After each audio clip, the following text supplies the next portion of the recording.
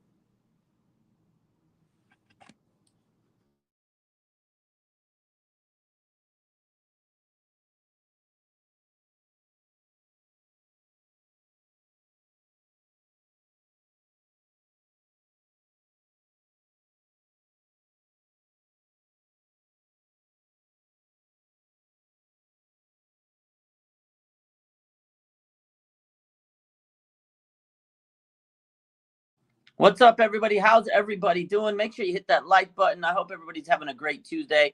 49ers throwback. What's good? He says, don't forget to vote players in the Pro Bowl. That is correct. Today, the NFL has opened the Pro Bowl voting, and we got to get our Niners in there. We got to get Fred Warner, Nick Bosa, Talanoa, Hufanga, and everybody else you want in the Pro Bowl. Go make sure you vote. They just opened the voting polls today. Stuff the ballots. Let's get our Niners into the Pro Bowl. Hopefully, they don't have to play in the Pro Bowl because they'd be playing in a different bowl. But it's nice to get the accolades for our players, even if they're not going to be playing in the game, if you know what I mean. But yeah, go stuff the ballot box. You can go onto the NFL website. You can go onto the 49ers Twitter page or their Instagram. There's a link. Go vote for the 49ers players to make the Pro Bowl because we don't care about anybody else. Go get them in. Let's go. What's up, Shades? What's up, Pleasure? What's up, Debbie? How the heck is everybody doing? We have some news to talk about today from the 49ers. They made a little bit of noise on the roster today, nothing crazy. We'll talk about that. I'll see what you guys got to say before we stop and drop that news a little bit. Kelvin says, bro, I voted for Garoppolo because why not? You know what?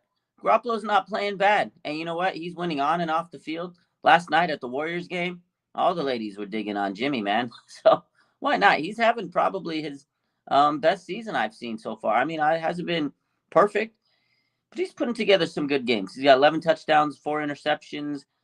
He's, number 2 in completion percentage on third downs from 3rd and 8 and above. He's playing pretty well. So, hey, why not? Why not get Jimmy Garoppolo in the Pro Bowl, right? Might as well. It could be his first Pro Bowl in his career. And you know what? If Jimmy makes it to the Pro Bowl, this would be the first quarterback to make the Pro Bowl for the 49ers since Jeff Garcia. It would be crazy. What's up, man? What's up, Alberto? Some new players on the practice squad. Yes, we're going to talk about that. So the 49ers released Kurt Benkert, backup or the practice squad quarterback today. He tweeted out that he was released. He loved his time in the Bay, and they made some movements after that. And we're going to talk about that real quick. And then again, I'm going to open this up to the Niners, and you guys could hop on. I'll put the link out there. So, so today, again, 49ers made roster moves, and Kurt Benkert was the practice squad quarterback that they gave up in order to add some other players. And it was kind of interesting because I didn't, that you get rid of a quarterback and you're like, why would you get rid of a quarterback? So today they did sign backup quarterback Jacob Eason to the practice squad, and that's the guy who replaced Kurt Benkert. Jacob Eason, he used to play on the Colts. He's not bad. He's a guy that you can have there and be a backup just in case. You never know. You want to have a solid backup. The other backup is Brock Purdy. So now you have Jacob Eason go into your quarterback 3 role. So that was that. And they actually signed another wide receiver today, Daz Newsome. He was on North Carolina. He was on the Chicago Bears last year. and they waived him, and he had a workout for the Niners yesterday among other receivers. A lot of receivers were worked out, and they signed Daz Newsome to the practice squad. They also put Taji Sharp on the injured reserve, on the practice squad injured reserve list. So they signed that guy Taji Sharp about a week or so ago, and they put him on the injured list, and they brought in Daz Newsome. This is kind of interesting. Daz Newsome was a guy that I really liked coming out of college. He was a good, like yak ability type guy. He fits the system. I don't know if he'll ever get an opportunity because they have their veterans they like to use and call up. But Danny Gray is going through an ankle injury, so that makes sense that they went and signed a guy that's quick. He has fast, abilities, and then he could be a deep threat guy. He kind of fits the mold, right? He's a yak guy. I think Daz Newsome would be a guy if Danny Gray can't play, they would throw him in there, maybe be a special teamer or whatnot. So yeah, Daz Newsome was added to the practice squad. So gonna be good stuff. So Talanoa deserves a Pro Bowl. I agree with that. Re-signing Omenihu is a must next year. I like that, man. I think he's been playing so good, very underrated. This is one of the better players on the D line this year. And you know what? He's been probably the most underrated player on this D line. He's been an unsung hero many weeks. So I agree with that. What's going on, Brian? Drunk Polish Cardinals week. Let's go. My man, Brain Breezy, baby. Let's go. He says, we'll keep up the great content. I'm prepping for the trip to Mexico. Let's go, man. I can't wait. You're going to be in Mexico. We got to talk. Maybe you can hop in today because I am dropping the link for the guests to hop on. So you know what? Without further ado, let me just drop the link here, and maybe you can hop on real quick, Wayne. We'll get you as one of the first guests if you can. So let me drop this in the comments, and we'll get Breezy on. So let me paste this. Here we go. And again, today's our call-in show or our live chat show. So we're going to have people hop in. I got the comment pinned up there. So if you guys want to join, there you go. My man Wayne Breezy's in the building. Maybe he can drop in here. So A Boogie says, all pro Banks. We got to get Aaron Banks into the Pro Bowl. 100%. I'm voting Aaron Banks into the Pro Bowl. I got to get my man in there. We all owe him an apology, and I'd like to see Aaron Banks make it to the Pro Bowl. Wouldn't it be nice? A little story. First year, left guard, Pro Bowl. Be nice. He replaced Laken Tomlinson. That's the man. Aaron Banks is playing at such a high level, so it would be nice to see. The guy definitely deserves a lot of apologies from the Niner fans. So here we go. Without further ado, it's my man, Wayne Breezy. What's up, man? Uh-oh. We can't hear Wayne. The sound is off. I can't hear.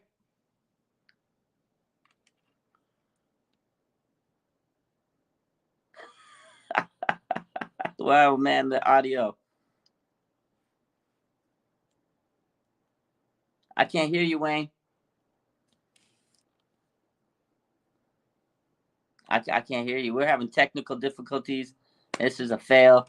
We're taking an L. Oh, man. I don't know if I can't hear him. I don't know if anybody else could hear Wayne.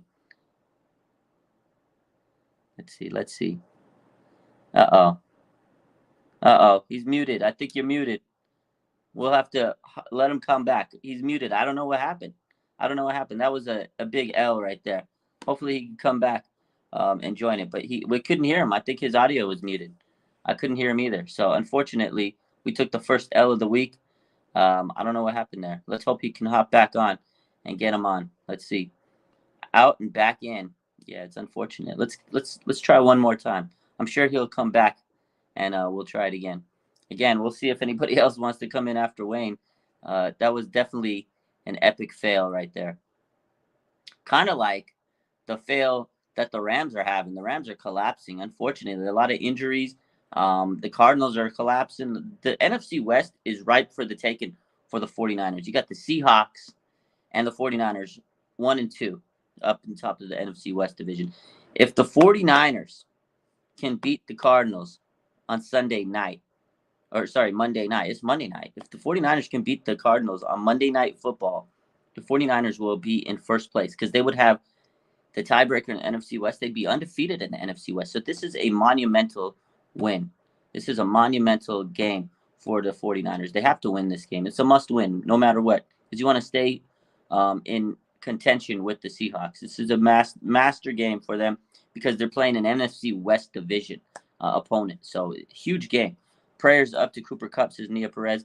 Yeah, man, I feel bad for Cooper. He's a great player, but honestly, Smitty and I, we talked about they used him so much. They ran that man ragged. Cooper Kupp was just worn thin, worn out. Feel bad for the guy. Okay. There we go. Hey, let's go. Let's go. What's good, everybody? What's going on, Raj? Not much, man. How you doing, Wayne? Welcome, Wayne, to the building, man. What's up, Breezy? How you feeling, man? I'm feeling good. Your building looking nice over here, man. Loving the graphics. I didn't get a chance to catch the intro. I just got in. I had to go cop me a hard drive so I could download these damn episodes because StreamYard's like, you full. I'm like, okay, all right. So I gotta get these off the StreamYard thing. But man, how's everything going with you, bro? I'm good, man. We're 5-4. We're on the up and up. Yeah, 2 games in a row. We're on the up and up. I'm feeling good. Appreciate that. The graphics. We my boy what's my boy?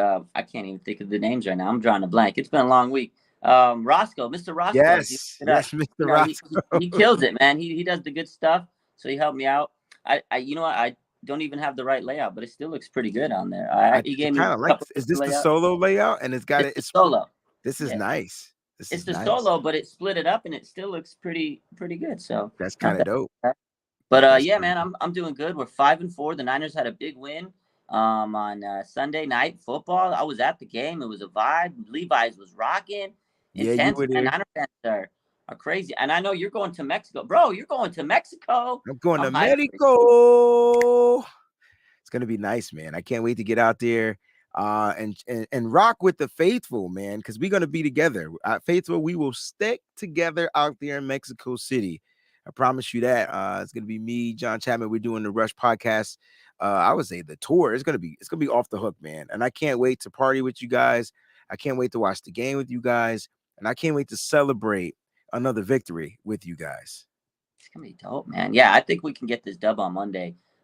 It's gonna seem like a home game to me. I feel like the Niners have a huge Mexican fan base. They're ready to roll. Like I've seen a lot of people already just talking like I'm gonna be there. I'm gonna be there. Like I think it's gonna be pretty much Niner fans in the building. It's gonna be red and gold. That's the vibe I'm feeling.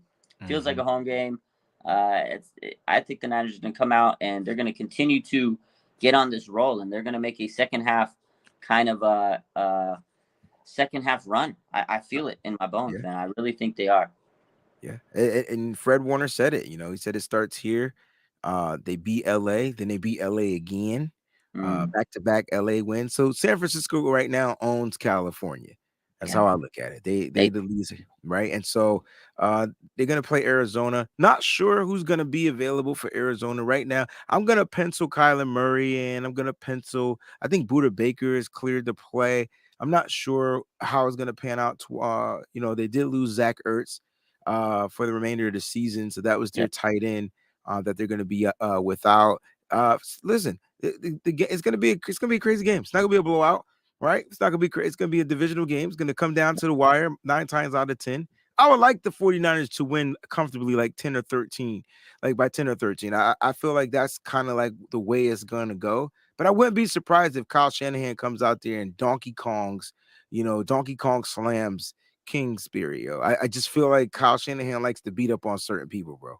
I think so too. Like I feel that Kyle wants to kind of show, hey man, I'm that guy in the NFC West. I run the NFC West, and if he can take out Kingsbury, that's one big step too. You know, he owned McVay out there.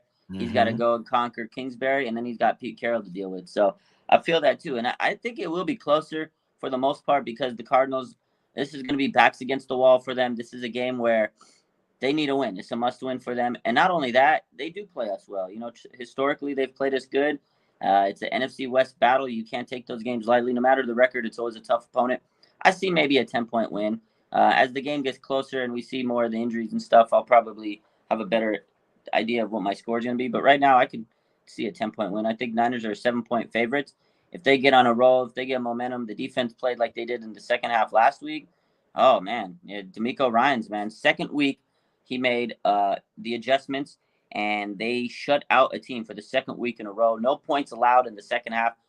There should be no Ryan slander on any timeline out there. The guy is phenomenal. That was great defensive adjustments, and I'm telling you, Fred Warner, Bosa, those two guys played such a high level. Fred Warner, man, he get a lot of criticism. He played one of his best games I've seen him play. And Nick Bosa, 9 pressures. The guy had 9 9, pressures. bro. 9 If he's getting pressures. pressured on Kyler, if Kyler plays, it's gonna make his life a living hell because he has been struggling this year. I feel like he's been too worried about his Call of Duty. Him and Hopkins don't have a good vibe, and yeah, that's a deadly combination right now. The Cardinals are walking into a team that is poised for a run. So what do you think about that defense on Sunday Night Football, man? I think they got punched in the mouth, but then they came back and answered the call, right? So it's like they got punched, but they didn't get knocked down. And that, my friends, is what we call resiliency. And when I say they got punched in the mouth, that you got a couple of broken coverages, one on Dre Greenlaw in that first quarter, on that first drive, and the second one was on Talanoa Hufanga.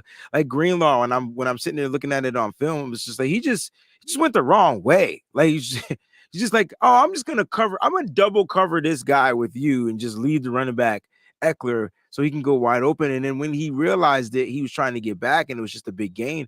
And believe it or not, Hufanga did the same thing. He did the same thing. Actually, Hufanga got caught flat-footed. Remember when Mooney Ward got caught flat-footed in the Kansas City game?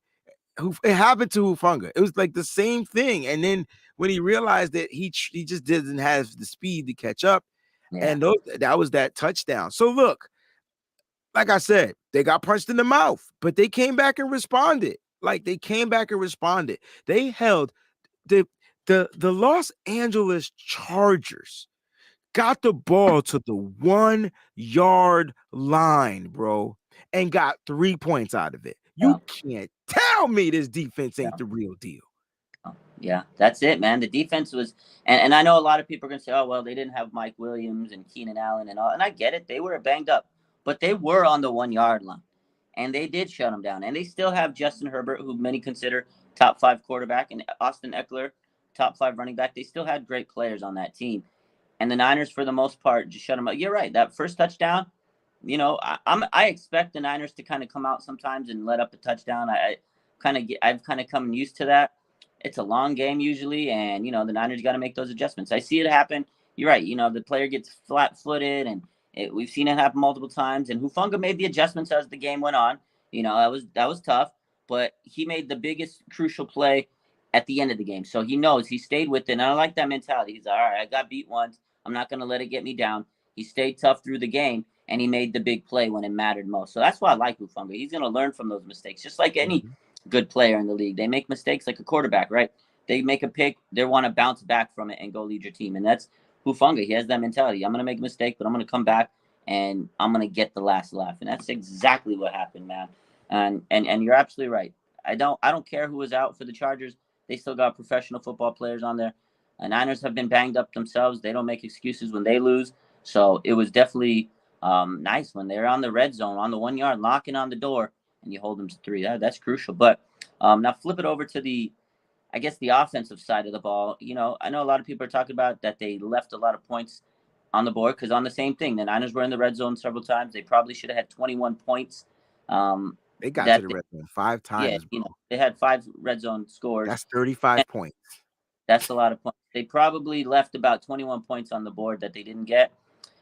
And a lot of people are worried, is it the play calling? Is it, quarterback, which I don't think so. There's no Jimmy slander this week. He played pretty well for the most part. I mean, we could talk about the O-line because there's some things we could talk about there.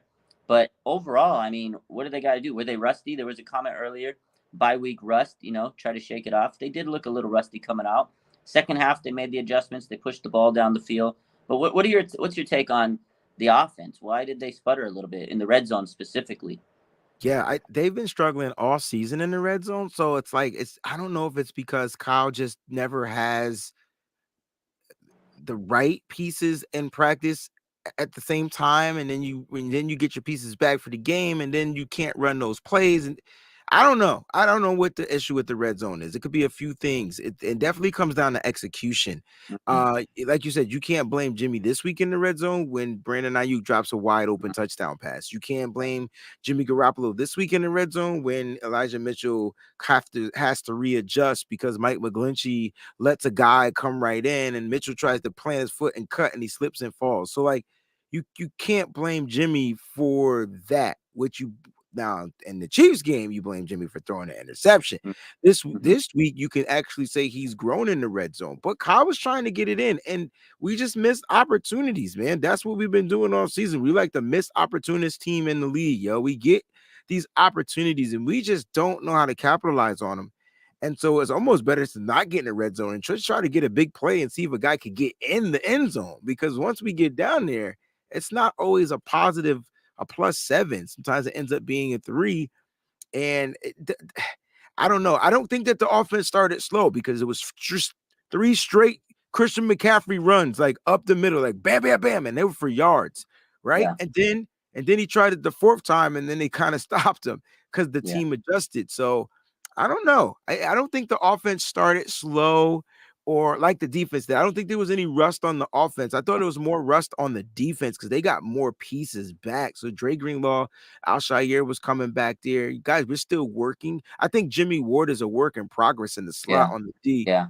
But back to the offense, man. I thought they played like the offense has been playing all year long. I think our expectations though last week was we got Debo back, Kittle Yeah. is there. Like we need to be putting up points. So I think those were the expectations, and unfortunately, the offense just couldn't live up to the expectations. Yeah, you know what? That's a good way to look at it because I think we wanted them to drop 40 points. I said this the other night. Like, I think everybody expected them to win 40-10 because they got their whole team back. Oh my God. As we were hyped all week about it. Debo, CMC, Mitchell, everybody's back. And they scored 22. And it's like, okay, why aren't they scoring enough? And yeah, I think that's definitely part of it is we had high expectations. But again, you were in the red zone 5 times. So you still could have dropped those 30, at least 30 points. So again, yeah, there were certain plays that didn't pan out. The Ayuk drop was big. He ran a cold cut. He just an amazing That route route. was that I mean, that route was crisp. and you could tell he was so mad after the game. He went to Instagram. He posted. He was just like, with the mad face emoji. He was like, he knew he dropped it. He was like, oh yeah, he Yo, made Raj, up for it. but the route But was crisp, bro. I know, I've man. never seen somebody get broken in the end zone like that, bro. I think he broke him so much he dropped that pass. I don't think Yeah, he realized he was yeah, going to be able to break the guy like that. Now, the pass was slightly behind him, slightly behind. It wasn't yeah. going. So if But it's if still I catchable. He still has to make that no catch. 100%, but what I'm saying is all I'm trying to say is this: when your momentum is going this way and the ball's Hmm. there, you're trying to stop your force of momentum to get that pass. You got his Yeah, hands on, he's got to catch it. But if Jimmy would have just put it in front of him, it would have been an easy walk, you yeah, know. yeah. No, 100%. If he would have put it right in front of him, it's an easy cake catch. But maybe you're right. Maybe he broke him so bad he didn't. He was like, I oh don't think God, he think I didn't think he thought he was gonna break him like that. he broke him That so was bad, that was man. breaking 1 and 2 put together, bro. That was Yeah, wow. That I'm cat, surprised he's he running didn't leave. crisp routes. And it's funny because was he the same year as Jerry Judy in the draft? Yeah, the And Jerry Judy, CeeDee Judy, Lamb, Justin yes, Jefferson. that's the same draft, right? Yeah, Jerry Judy was the best route runner in that draft. yes, he was. Brandon Ayuk is the best route runner on that draft in the Yeah, NFL. he's developed into it. Yeah, because coming out, that was the whole thing. Is Jerry Judy's the route technician. He's the best route runner in the draft. That's why everybody wanted him or CeeDee Lamb. And Ayuk, I feel like over the last 3 years has developed into the premium route runner from that draft class. This guy, I mean, you see it every game. He routes up every cornerback and he's always open. And that's why I think we've talked about this. That's why I think he's wide receiver 1 on this team. And no disrespect to Debo. I'm not saying he's better than Debo. Debo does so much unique things in this offense. He's such a weapon. He's the big offensive weapon. But as far as pure wide receiver, Ayuk, man, he runs the route tree better than anybody on the Niners, and he gets open all the time. And Jimmy's seeing him, and they're getting a lot better chemistry. 4 straight games, 80 yards. I mean, the guy's really coming into his own. And God, you're right. That route was just absolute filthy, man. It's like we need to get him a new nickname for the guy. He to me, I he's like, know, right? what I call him lately? Pigpen from Peanuts from Charlie Brown? I Does he absolutely feel do. I got that sure enough that do. dirt all over? He just filthy, routing them up. It's Yeah, he's crazy. definitely routing them up, man. Look, that cat's on a whole nother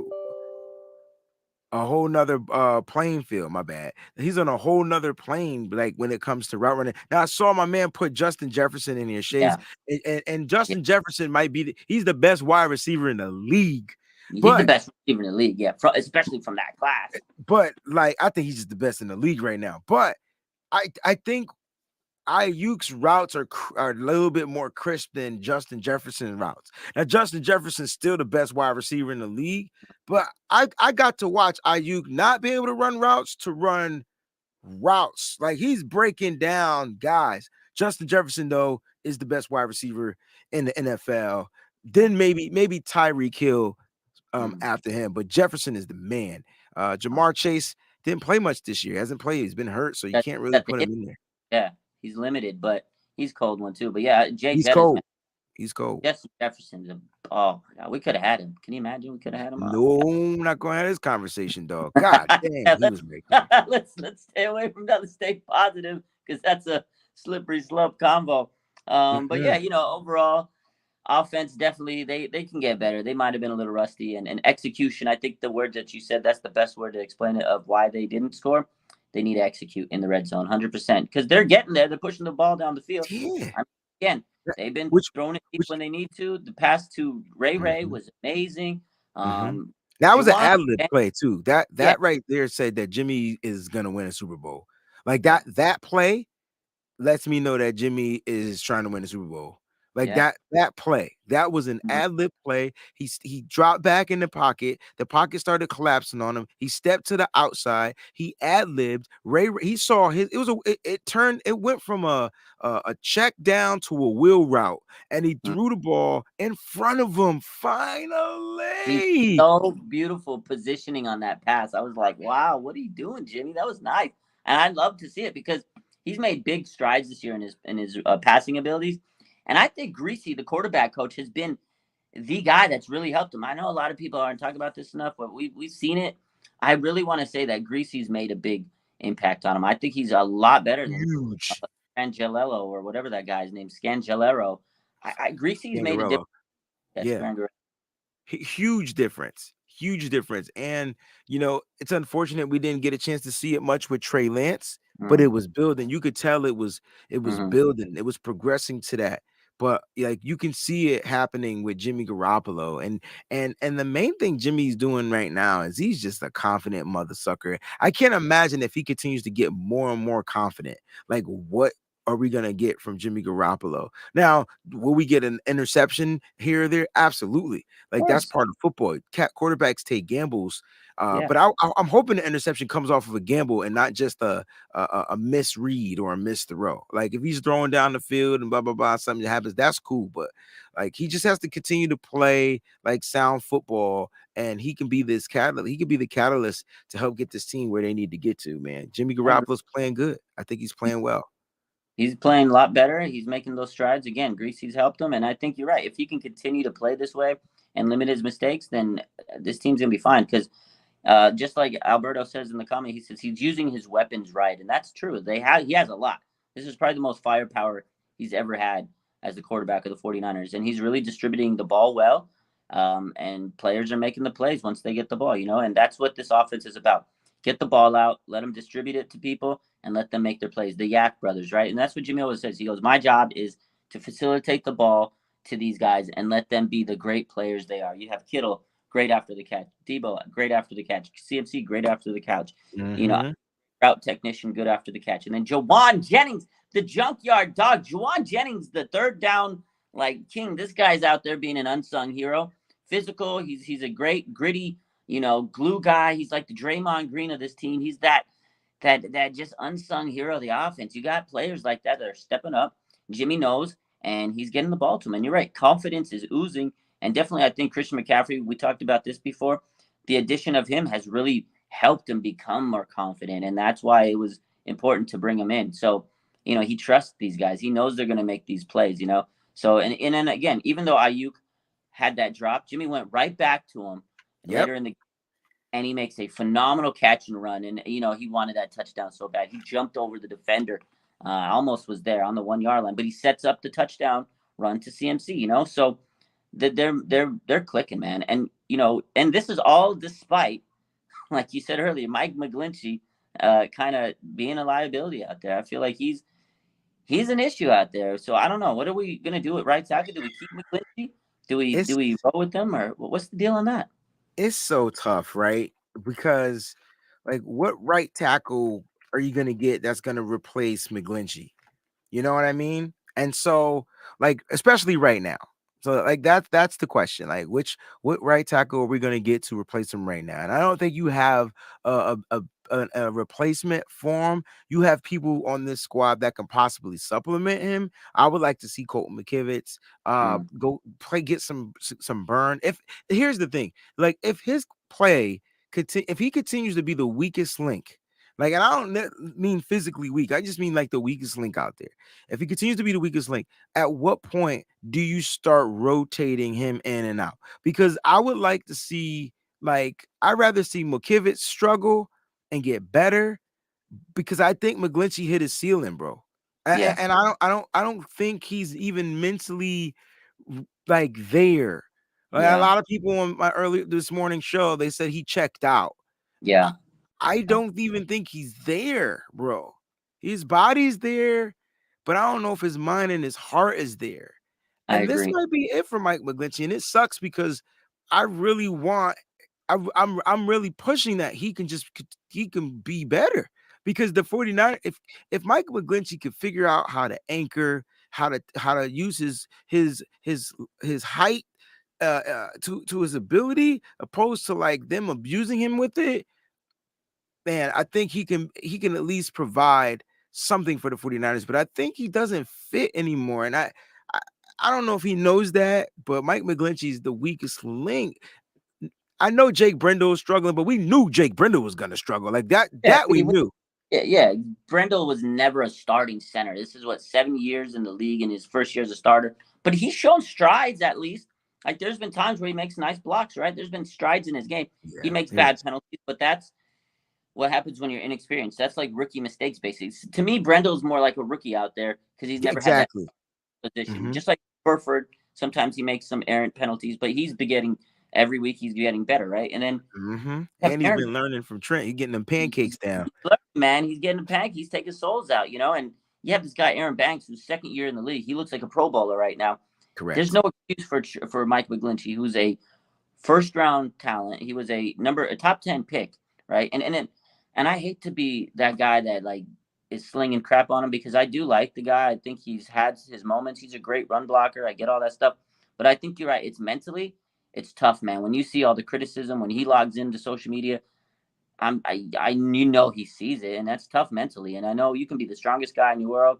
You can have thick skin, but it takes a toll, man. And you're right. He is coming into the season, questioning if he's going to be back on the team. They didn't pick up that last year, and then you have the injury concerns, and there was a lot going into this year for him already to prove that he was healthy enough. So with all that being said, it was more like, okay, here's Mike McGlinchey.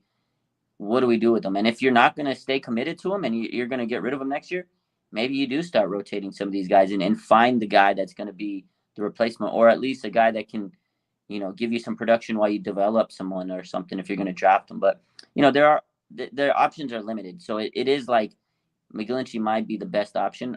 Is McKivitz going to be that guy if they're in a playoff run? Do you want to be limited in that spot even more if McKivitz is still, not ready to be in that spot? And then you have Brunskill, who I think he's better at guard. So he's kind of like this tweener where he can play guard good, but you have Burford continuing to get better. And then you're like, okay, Brunskill can play tackle, but is he that good at tackle? So maybe it's a wash there. So you got to keep McGlinchey and hope he gets better, man. But mentally, he's lost it. But I think that's one of the reasons why when Jimmy is bad, it's because you have this guy, he's letting in pressure every time. And it's like, shit, man, I need time to play, and no matter what you say about Jimmy, yeah, okay, maybe he has happy feet or whatever the case is. I'd be a little stressed too when I get blown off the side every single time. I'm like, dude, give me some time to get my, my passes off, so he's making a lot. And he's taking away Kittle from being Kittle in the passing game. Yes, that and I think a lot of people are kind of starting to get frustrated because, like Mike McGlinchey, you're a right tackle. George Kittle is a tight end, and now we got to shift him on your side so he can chip the defensive end. So now he getting hit, and then we have to send him out to try to get. It's just like too much. I just don't understand why he just can't hold it down. Now, like I said, I personally don't think McGlinchey is healthy. That's my personal opinion. Because he's not. It's weird how he's graded.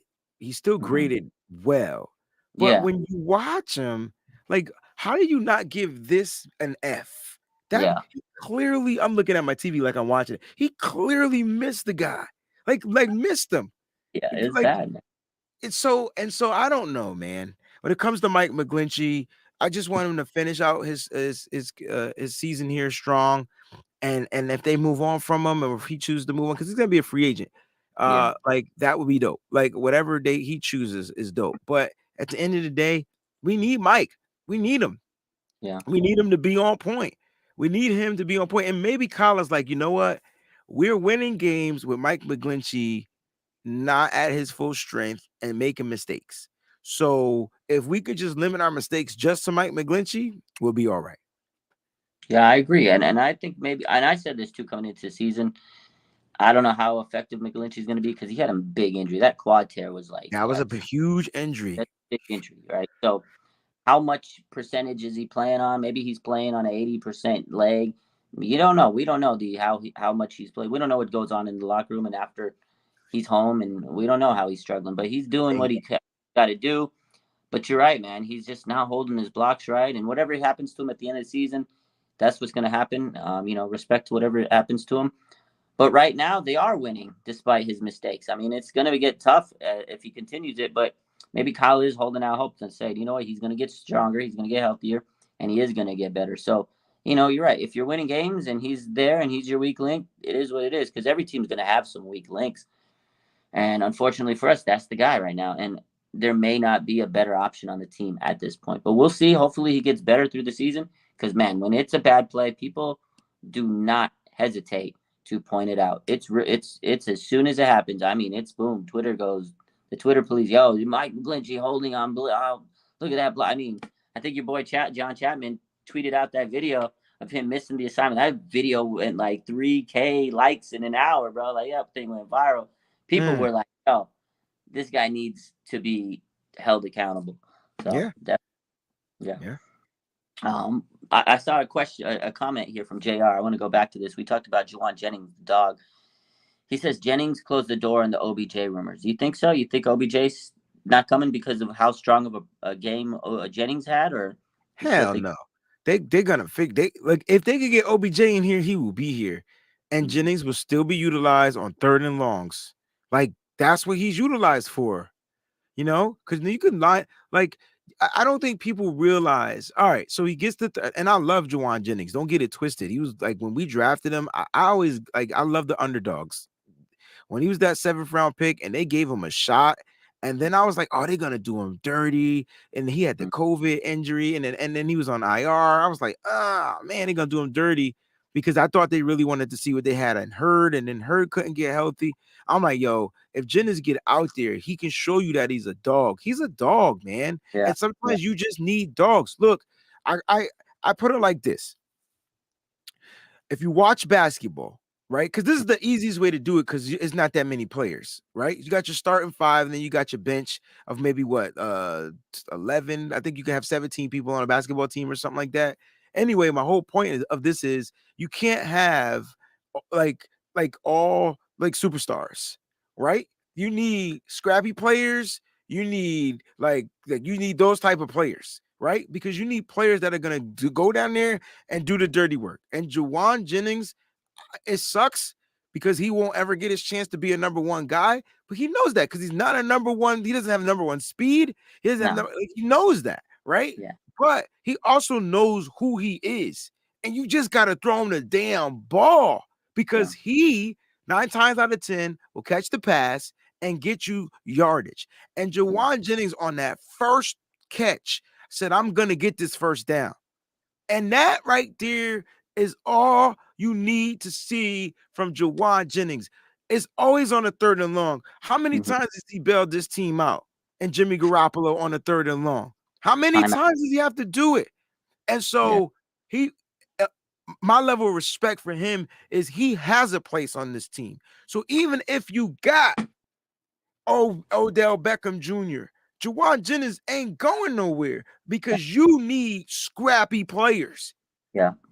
You need role players. And that's a guy who loves to go out there. And when his number is called, he's going to go and make the most of his opportunities. He knows he's not the number 1 receiver. But of all those players they had on the team, you got Ayuk, you had Debo, you have CMC, you have all these players. And he was the guy that made the most impact pretty much on Sunday. It's Correct. like this 7th round pick. And he just wants an opportunity. He knows he's not the fastest guy, the biggest, the strongest, but he's the grittiest. And like he said after the game in his interview, look, my job is to do what I can to help this team win. And he goes, sometimes springing a player with a block to get a touchdown, it makes me feel better than actually scoring a touchdown. Like, that's his mentality. Whatever he has to do to help this team win, he's going to win. Regardless if they get OBJ or not, he's still going to be in that same role. He's not your wide receiver. He is your role player. And when you call his number, he knows, okay, I don't have a lot of opportunities in this game. So when I get that number called, I better go out there and make it count. And that's Jauan Jennings for you, man. And I don't think that it shuts the door on OBJ. You still, if you have the chance to get him, you go and get him, and you make this team better. And you still have Jauan Jennings, and now you have OBJ. So I don't think it shuts the door. I'm in agreement with you, Breezy. I think that's, you just make your team better, man. You don't let other teams make their team better. You go out if you can get them, like Kyle said. Like Kyle said, he goes, if there's a chance, and we can get them, we'll always try to make our team better. So I agree. Yeah, I agree. I get it, man. I love it. Yeah, it was a good win Sunday night. Chargers, we needed that win, an AFC opponent. I think that was our hardest team that we've beat so far. And again, I think the schedule lines up where we're going to go on a run, but it all starts Monday. They got to fix those things that we talked about. You got to execute better. But yeah, I don't know. I just feel like this team's like really starting to hit their peak, and I don't even think the best of Niner football yet. And at Elijah Mitchell just come back, and this guy looks like he didn't miss a game, man. Elijah Mitchell said he's a running back. I tried to tell people he was a running back. People was like, "Oh, you got to limit him." Why? He's a running back. He's a fucking running back.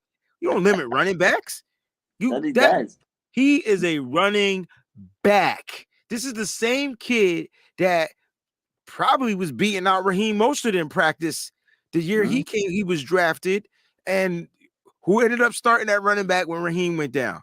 That kid. All them running backs we had a higher draft pick than him, and Trey Sermon. Yeah, he didn't even see the field. He saw the field one game due to injury. Look, that kid's a running back. He only got injured because he took a knee to the a helmet to the knee. Y'all. It was a freak injury in the middle of the field. Guy comes after a big ass yard gain. After a big game, 15-yard run, shook the defense. And it was just bad luck. It was just bad luck. The guy happened to hit his knee with his helmet. It was like, damn, are you serious, man? Like, he was balling out that game, too. And you're right. He is coming into the season. We all thought he was the running back one. He set the NFL or the 49ers rookie record for rushing yards. Damn well he's going to be back. So, people are up in arms that they're splitting the carries.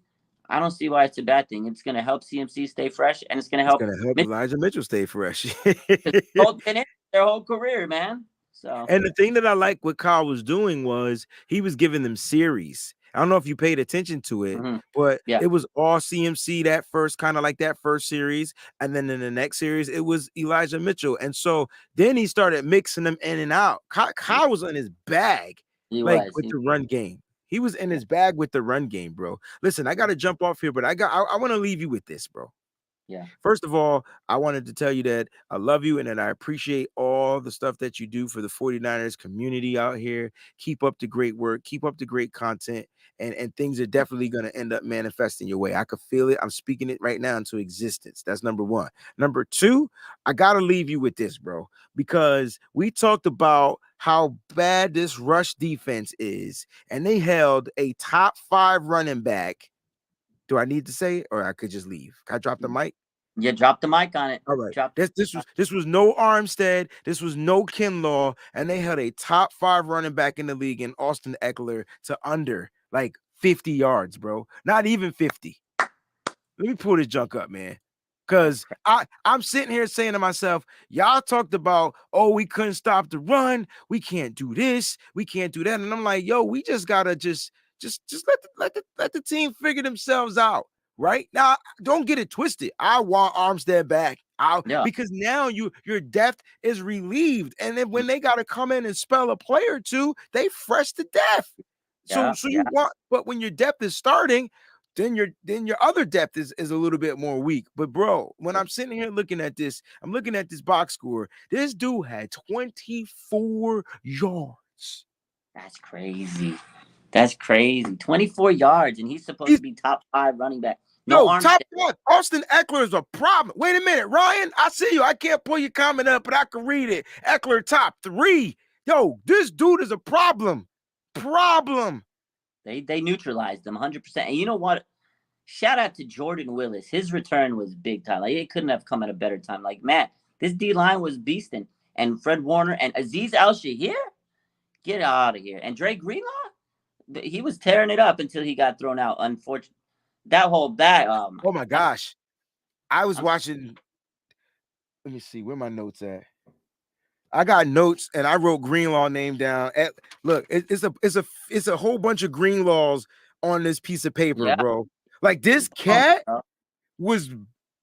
I was doing a dog show today, man, because I wanted to know who like the top dog or a puppy dog or whatever it was, and somebody mentioned Dre Greenlaw in the chat. I was like, he's not a dog. That dude's a monster. He's something different. It's like Doberman. He's a monster. I don't even think he's a dog. I think he's a Loch Ness monster, a scary monster, a Freddy Krueger, he's just something totally different. Man, yo, the video of him walking off the field, I think I seen it from that, and he was like cussing and cheering everybody, like cheering the defense on his way out. Like, dude, that was a slow walk to the tunnel, man. That he was not trying to leave the field whatsoever, bro. He wanted to still have his presence felt on the field, and I was like, God dang, like you could still feel like in the stadium, like everybody was like, you could just feel his energy. And I said this earlier, and this was one of my reactions after the game. I feel like the defense came out and they took Greenlaw onto the field for him. Like, they played because they were mad with Green. Like, the energy they came out in the second half, I was different. Like, I saw them jumping. They were coming out the tunnel. Like, they were like, let's go. Let's go. I was like, damn, whatever they said in the halftime, somebody hyped them up. And it probably was Greenlaw. He probably told them, look, you mother suckers, go out there and finish what I did. And the crazy thing is, Dre Greenlaw, right? He was suspended for the second half. He still led the team in tackles that game. That's how good he played, bro. Dude had 7 total tackles, man. I mean, Fred Warner had ended up with 7 too, but Fred and Greenlaw both ended with 7, but Dre has 6 solos and Fred had 4. Yeah, bro, but Dre only played the first half. And here's the messed up part, man. It's why I want to punch the NFL in the mouth, right? That play happened with like 30 seconds left in the half, bro. They couldn't let that slide. All right. I guarantee. I bet you it won't happen again. I bet you, Jimmy Ward.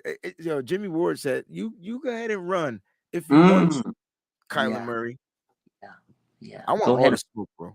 I love Jimmy Ward. I love that soundbite. He says, "Don't run, don't run, don't run." Put it on a shirt. Don't run. Don't run. Yeah. You don't want to get hit. Don't run. Don't we get ejected, oh well, but you still got hit. Yeah. Don't run. Like, part of that, the whole thing, like the first few words he says, he goes, "I want to kill him." I was like, damn. Yo, I was like, they gotta bleep that out.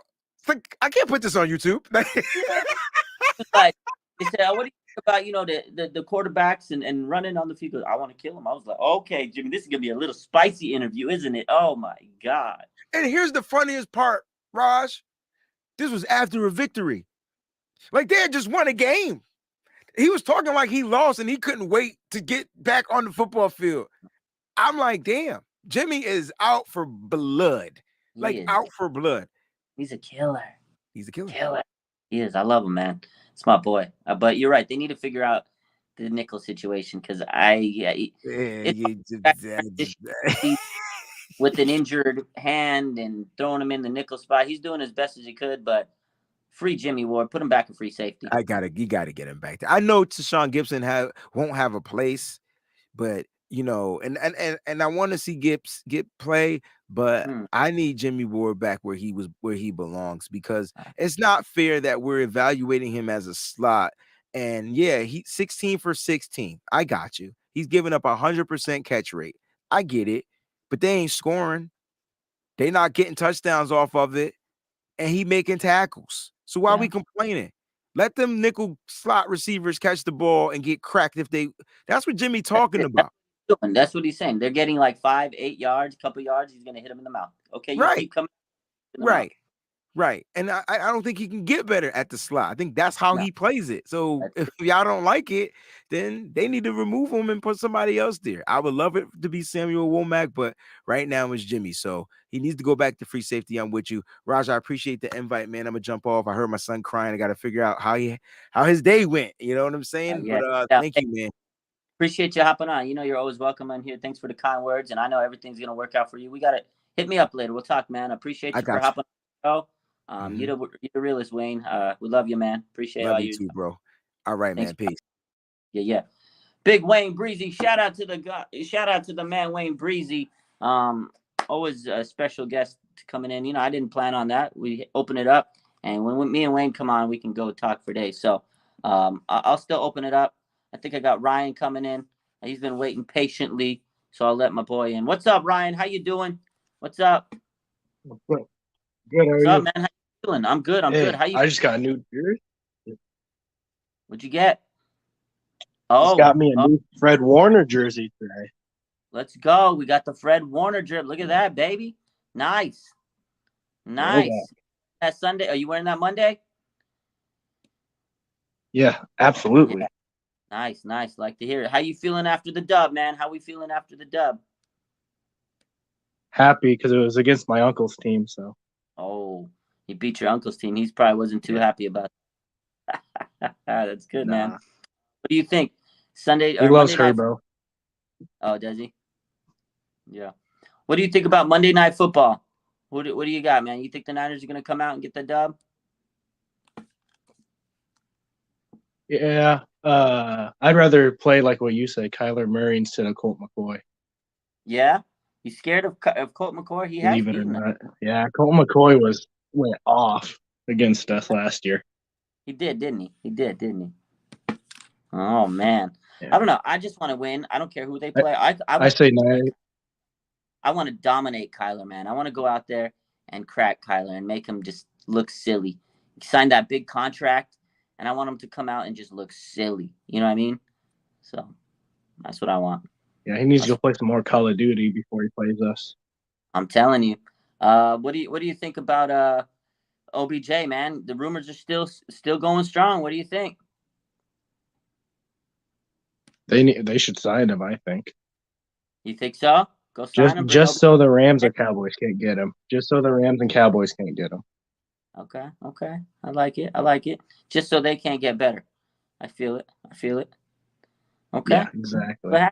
We'll see what happens. I mean, it's probably going to happen in a couple weeks, you know. He says by the end of November, so we'll see. I still predict that he goes to the Cowboys maybe, but you can never count out the Niners. We got CMC. Nobody thought that would happen. So we'll see what happens, man. I'm excited. I'm going to let a few other people hop on, and appreciate you for always hopping in, man. Thank you. Yes, sir. Yeah, thanks, Raj. No doubt. So if anybody wants to hop on, John, he's asking, my boy John V says, how does a person get on? I got the link right there. If you see the link, it's the pinned comment. Hop on, press that, and just hop on to the show. We'll let you in today. We're doing Tuesday with the Faithful. That's what we do on Tuesdays. We let people hop in and talk Niner football, man. You get to vent. You get to say what you got to say, and, you know, you can talk your trash. You can say what you want to say about the game. You can be hyped up. Show me your jersey. Whatever you got to do, man. That's what we do. Tuesdays with the Faithful. You wouldn't want to destroy McCoy. Hope they play him and Kyler. Let's beat them both. Actually, you know what, Gold-Blooded? let's beat them both. Why not? Why not beat them both? Take them both to the woodshed.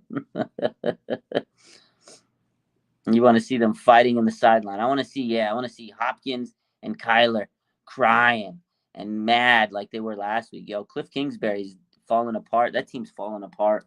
Cardinals are not looking good. What's up, my man? How you feeling?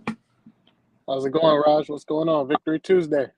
Yes, sir. Victory Tuesday, man. What's up? What's your name? Tell the faithful. Name is Javon. Be on a few shows, really Wayne Breezy. Yeah.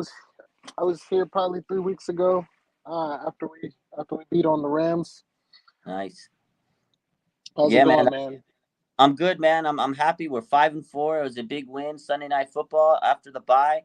I mean, a win's a win. It wasn't the prettiest win, but hey, you want to win, you don't want to lose. And if we would have lost, it would have been an ugly week. So I'm feeling good, man. Charged up. The Chargers. We beat them. I was at the game. It was fun. Yep. And then now we got Monday Night Football, man. I'm hyped. Oh yeah, in Mexico too. It's going to be we're going to put up some really good numbers as far as views. Our games are always live when it comes to entertainment, but like you said, a win's a win.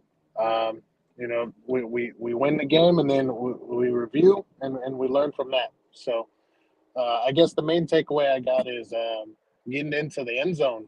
It seems like that was a really big problem there, was trying to finish it out. We were running the ball all over those guys, but you want to be able to finish and get in that red zone.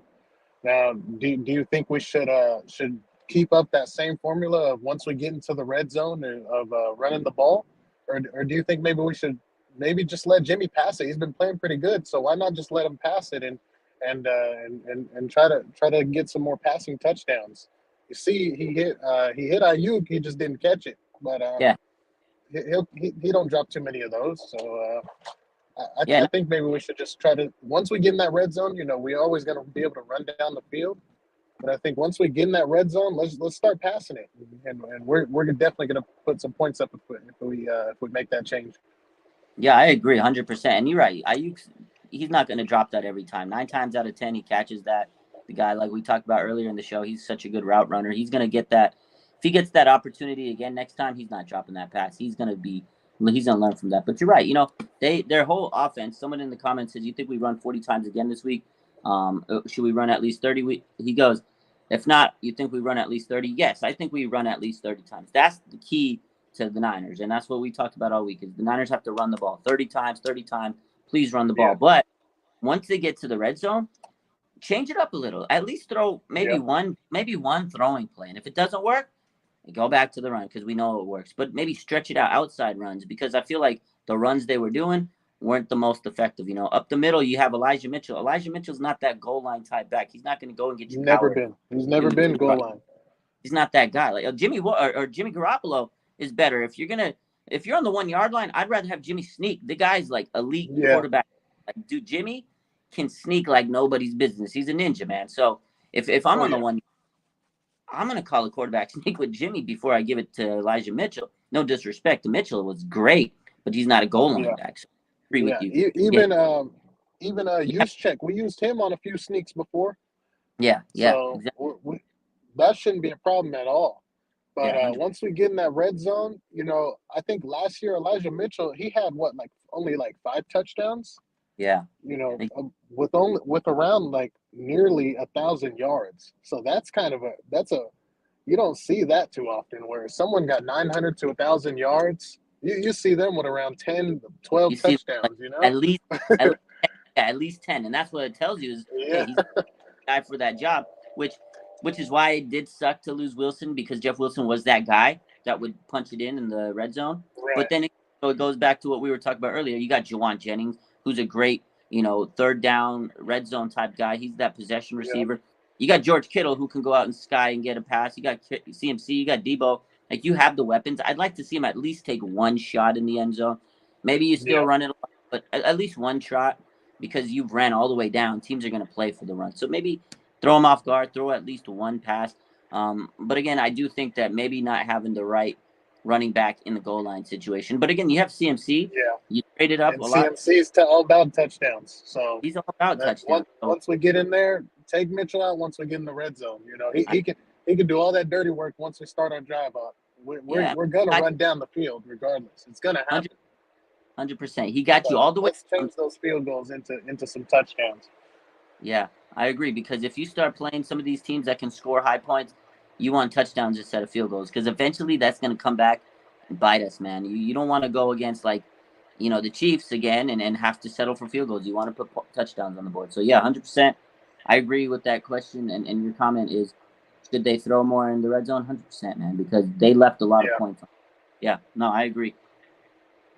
Yeah, we got to be able to throw it. We can't just because I think at this point, Jimmy knows, like, once we get in the red zone, we can't be throwing no interceptions. You can't take no terrible sacks. That's really when you gotta throw it away and really be smart. But I think when we're like back there around the 30, the 40, that's when you kind of see Jimmy throwing, like, possibly, or he was throwing those picks and taking those bad sacks, stuff like that. But once you get in the red zone, his demeanor's a little different. Yeah. So I agree. Give him a shot. Let him try to throw one in, because he looks like he's a lot more confident. It looks like we can give some big props to Brian Greasy. Yeah, 100%. He looks like he's a much better QB coach than that other guy we had, Scango. What was his name? I don't even want to remember his name. Rick Scangellera. That's what Breezy and I were talking about. We said the same thing, man. Jimmy's improved. He's more confident. Let him let him throw it, man. Give him a chance, because if you give him that opportunity to throw it and he scores touchdowns, that's only going to make him even more confident. So give him that opportunity. Let him get more confident. And you're right, Greasy's been a great quarterback, and he's really helped him turn things around, because, I mean, Jimmy's played good, man. I got to give him his props. So 100% I agree. Throw it. Let Jimmy cook, man. Let him cook. Yeah, once we're in that red zone, that's when you see Ayuk's really good at doing those short routes. So he will find a way to get open. If he's not going to get open, he's gonna take some pressure off of a few defenders. That way, someone else will get open.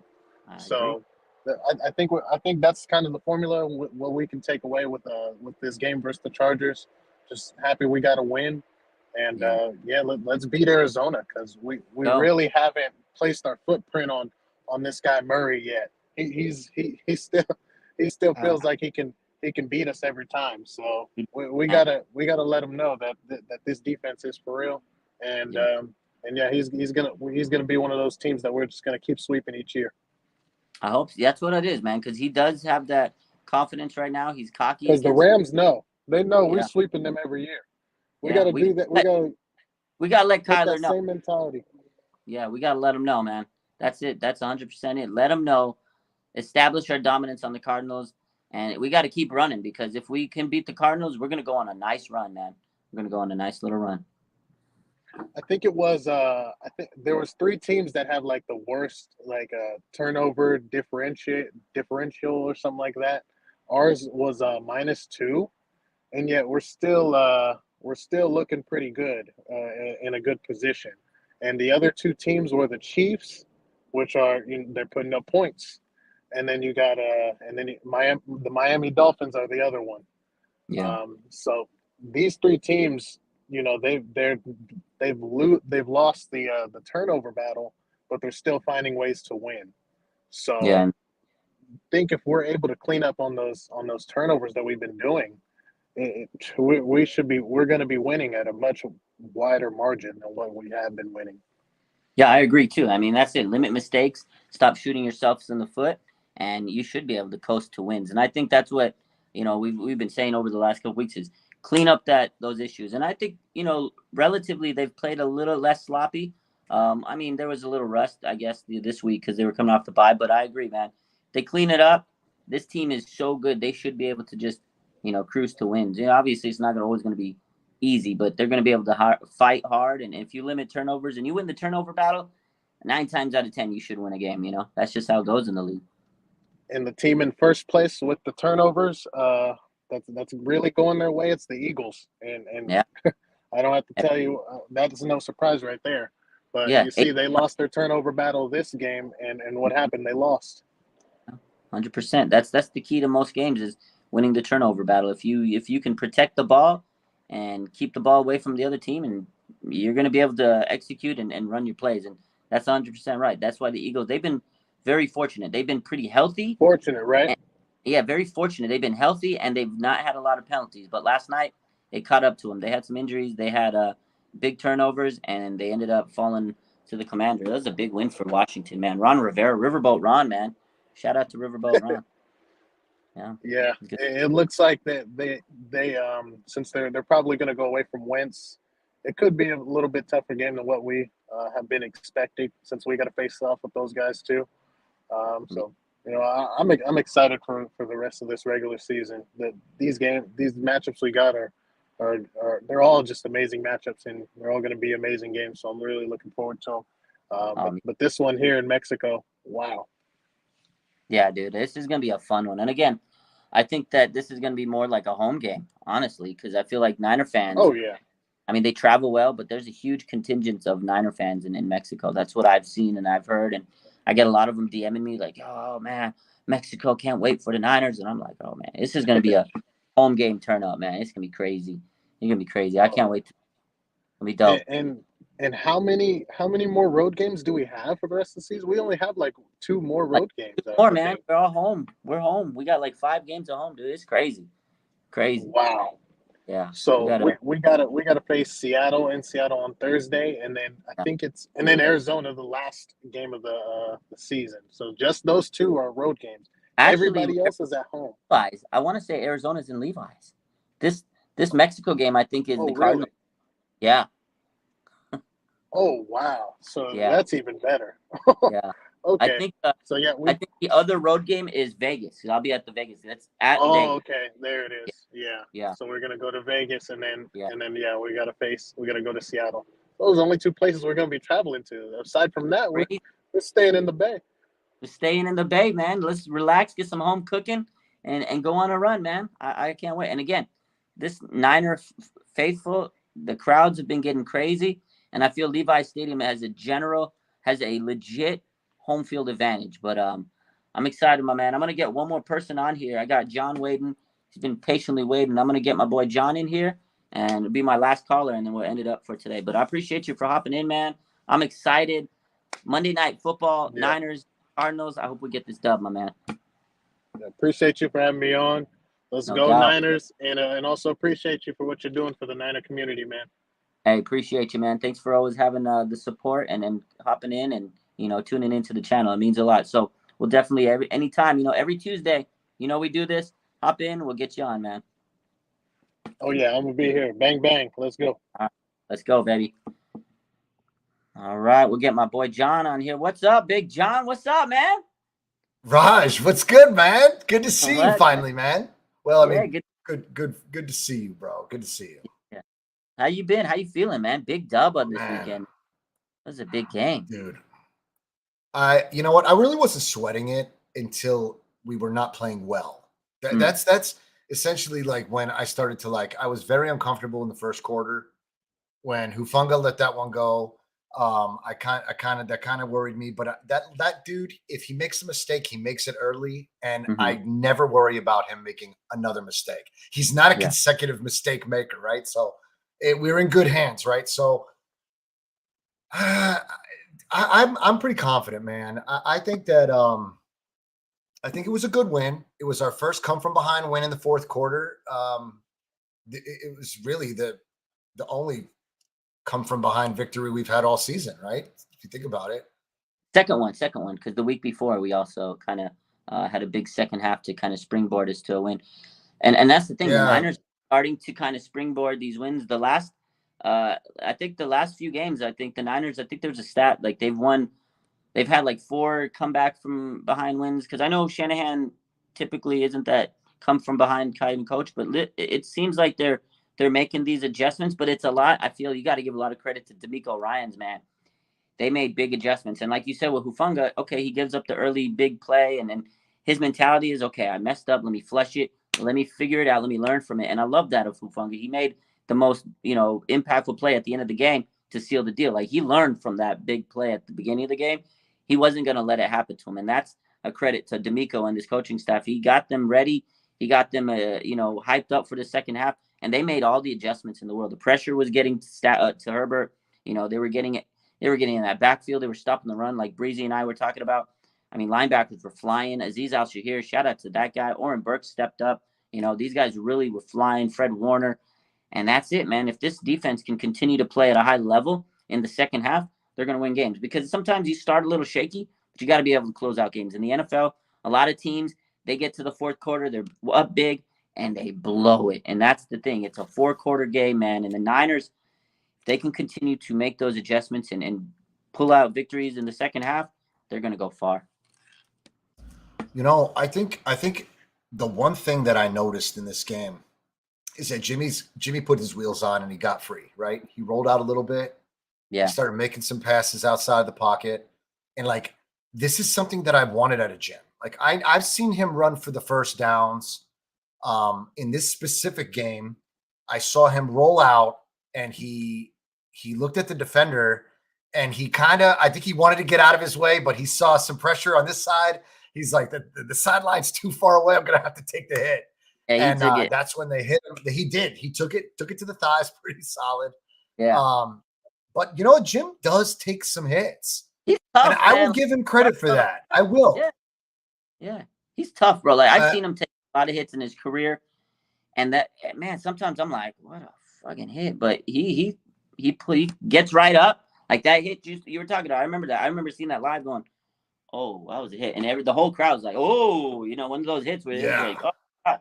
He gets right up and he kept dealing. I was like, okay, man, that was a shot. Yeah. I have no concerns about Arizona in Mexico.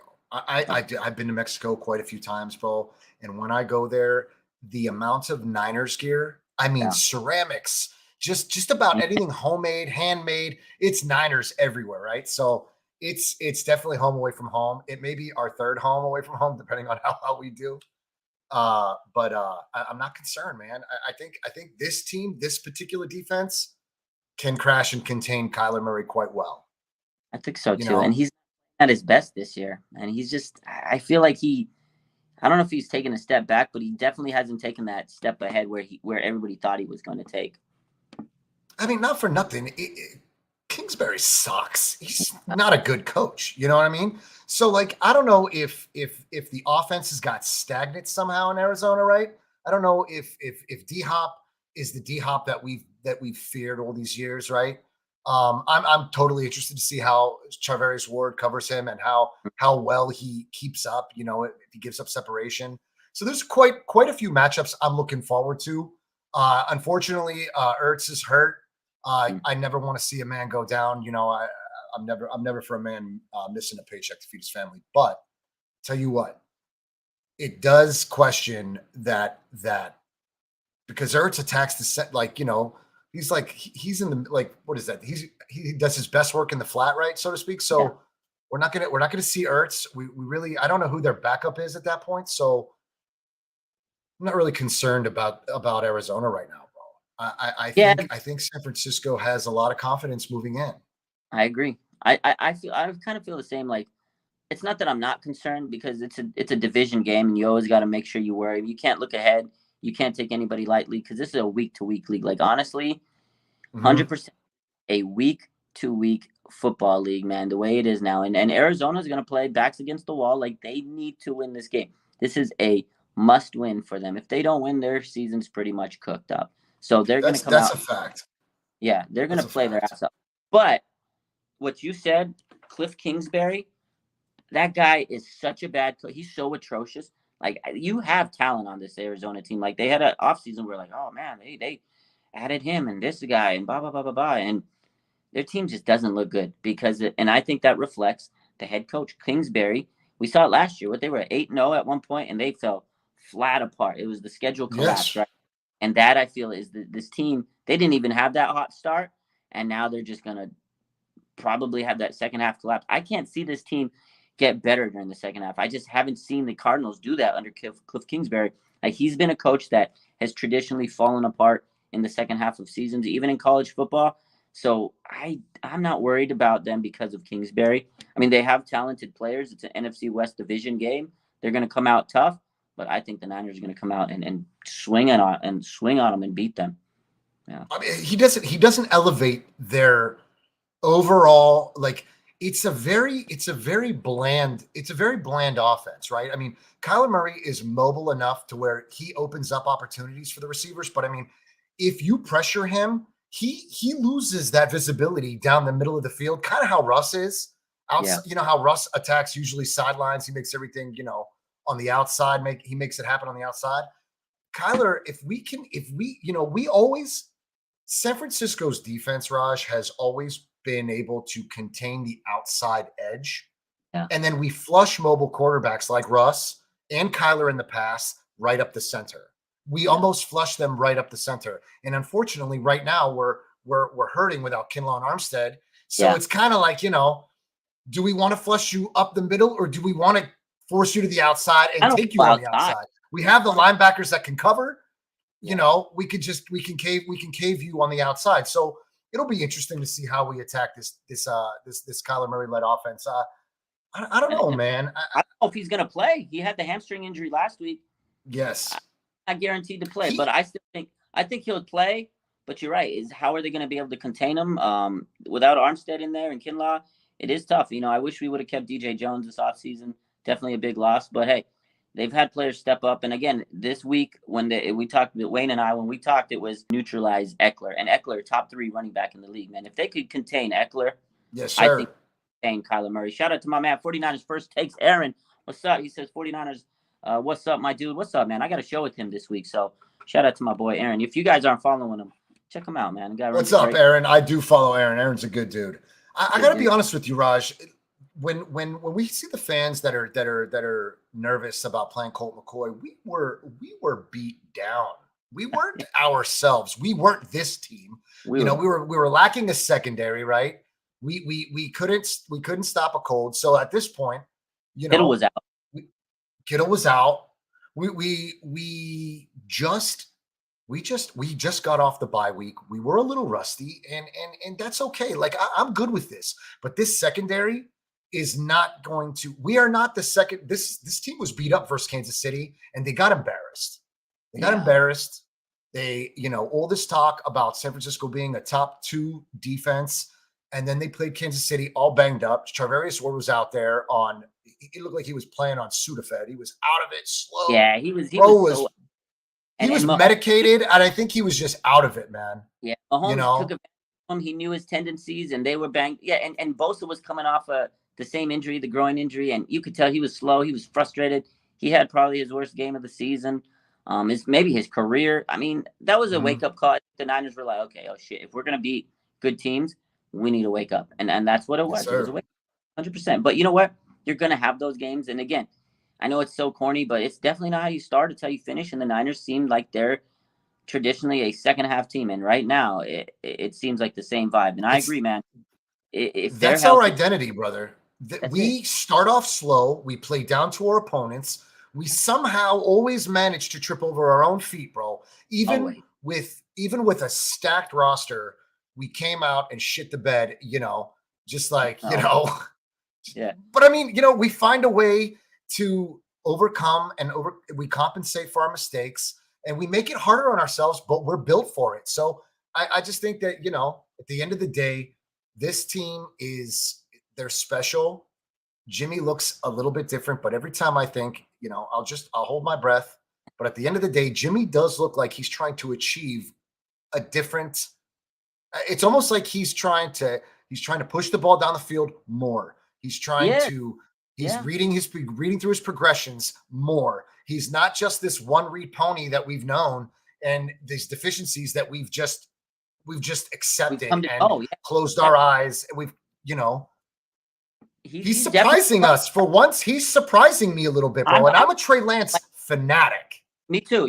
I am, but absolutely critical of Jimmy, but he's pushed the ball down the field, and we gave credit to Greasy. We talked about that.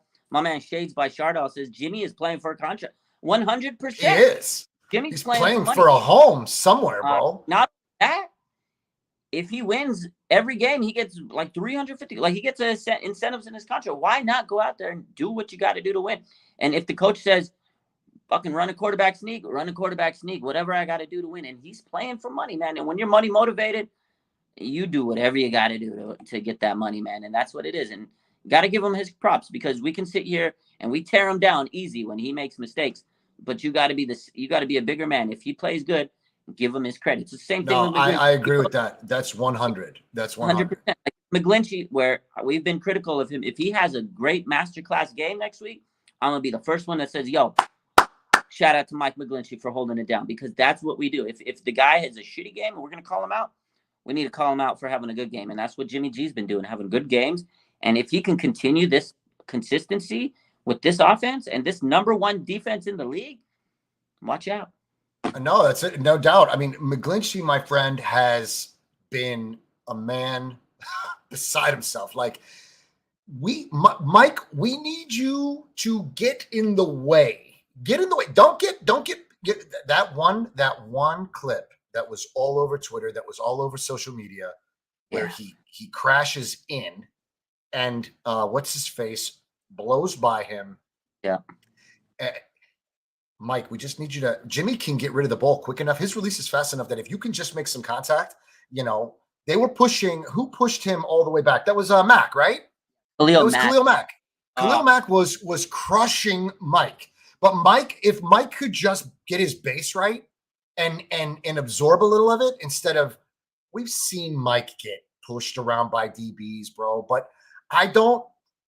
As much as he aggravates me, I still think that McKivitz has an opportunity to be better at that position. We've got Brunskill that could be.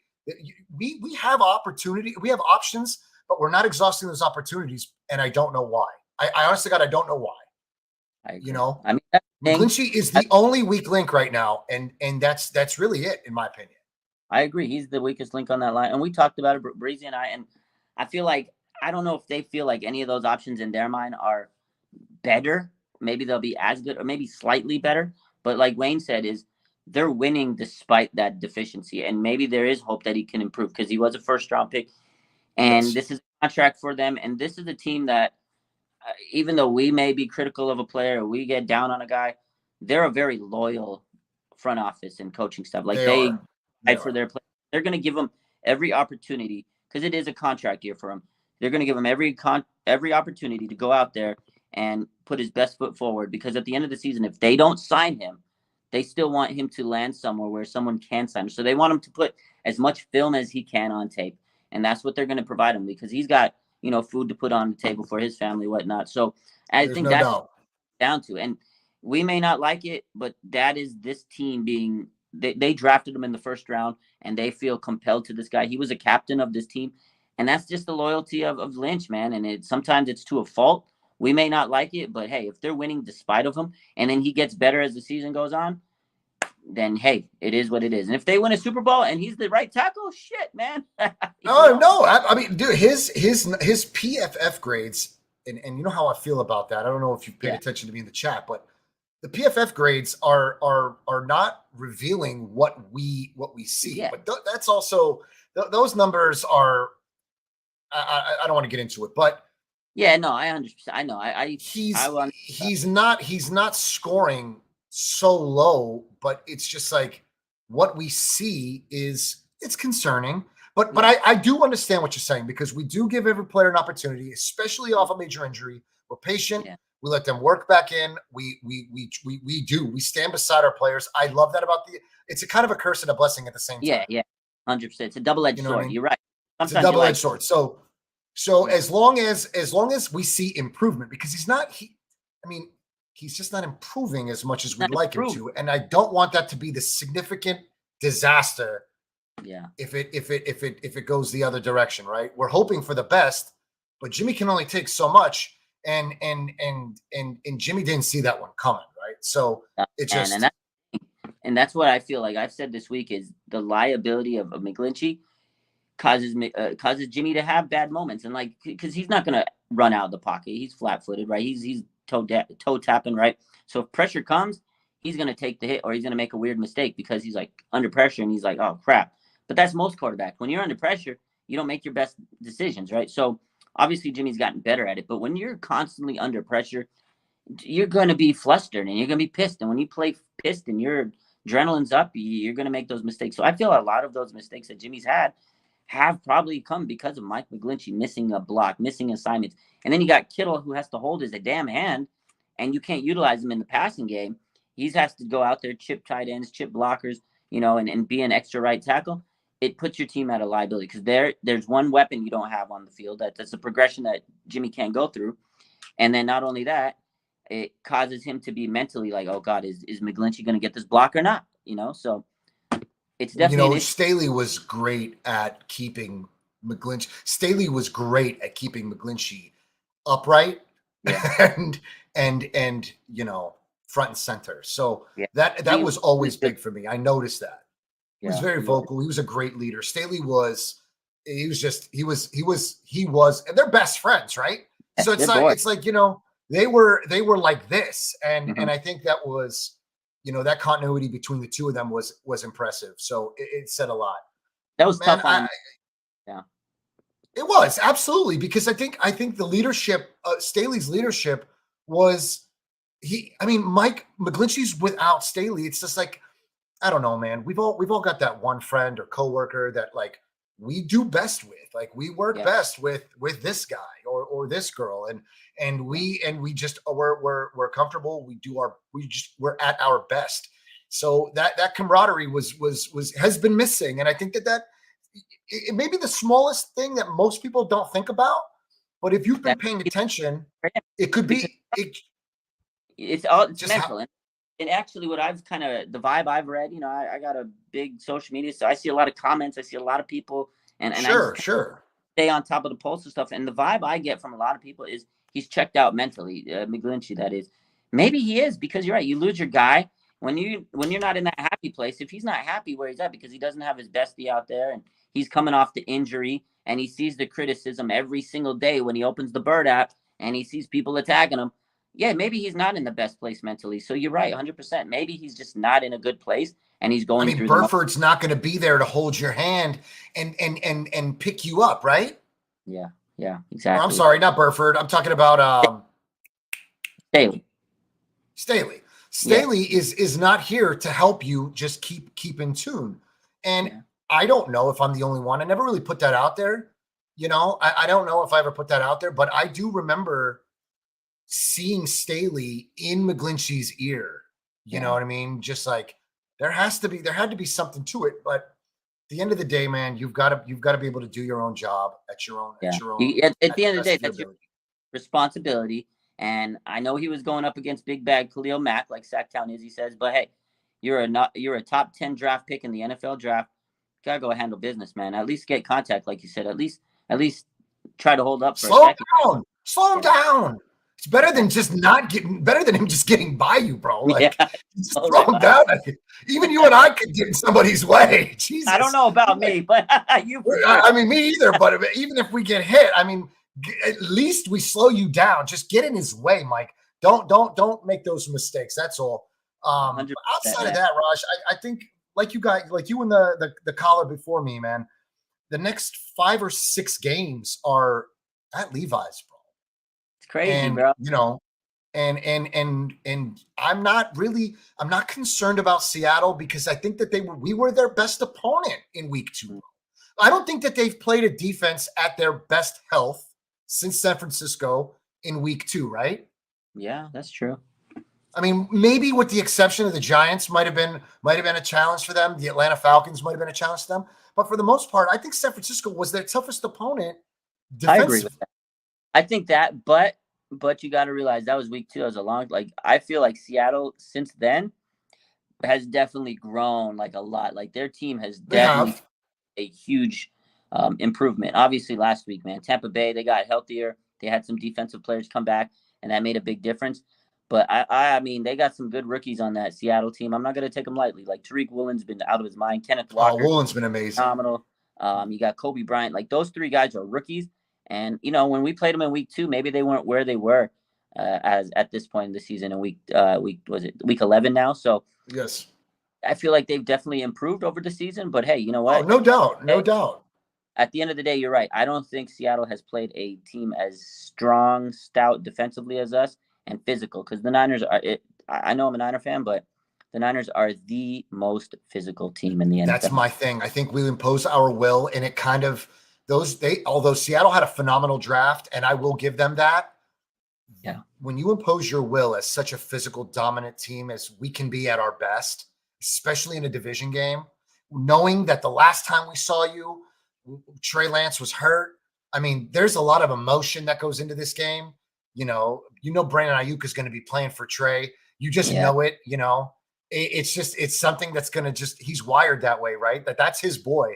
And if there's one person out there that's going to play with that chip on his shoulder for Trey, it's definitely going to be Ayuk, right? So I just think there's so much to go into it, man. It's an emotional game, but I do believe that San Francisco is still going to be their toughest. It's going to be tough for them to imitate what they've done. Tyler Lockett he's a little older. And I think that patellar tendon that what's his face is dealing with, I don't think he's 100%.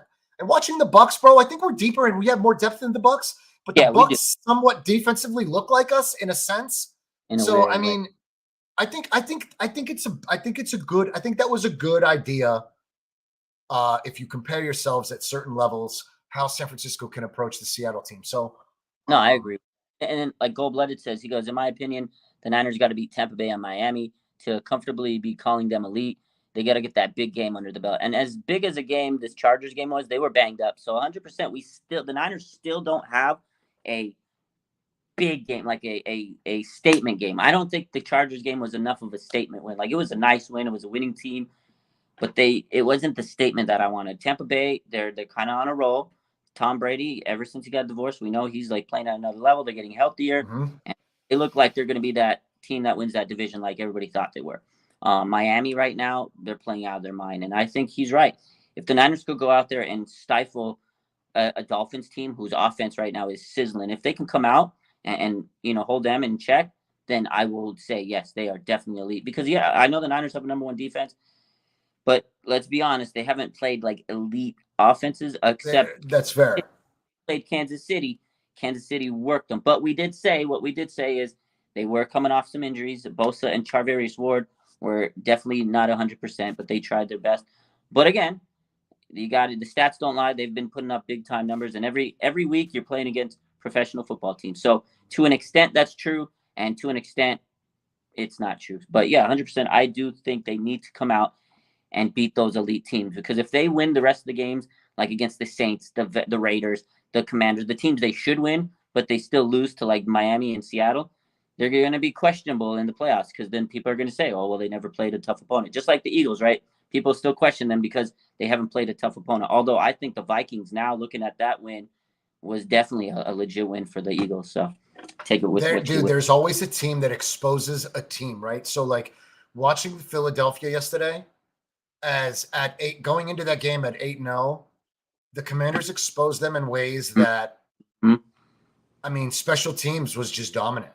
Yeah, special teams. And I feel like the way to beat the Eagles, and this is what I said last night, is if you're physical with them and you hit them in the mouth, which the Niners do to teams, they're gonna lose. They do not like to be getting hidden. They like to be a bully, kind of like the Cowboys were last year. They felt like they were the aggressors. They were the bullies.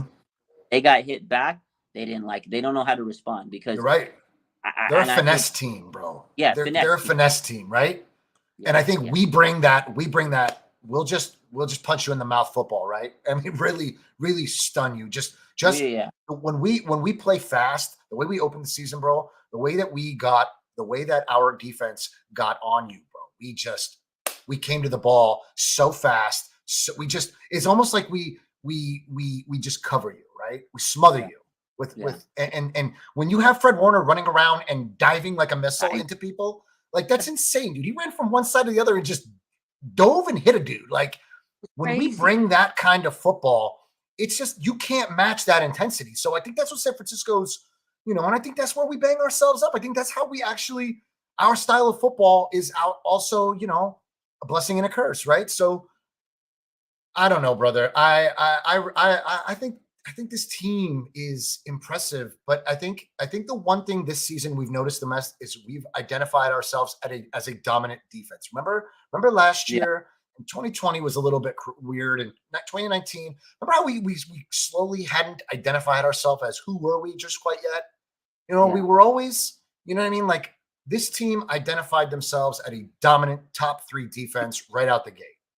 And then we got banged up. Mosley, Charvarius Ward, Bosa, everybody just kind of Armstead, everybody just kind of has their own.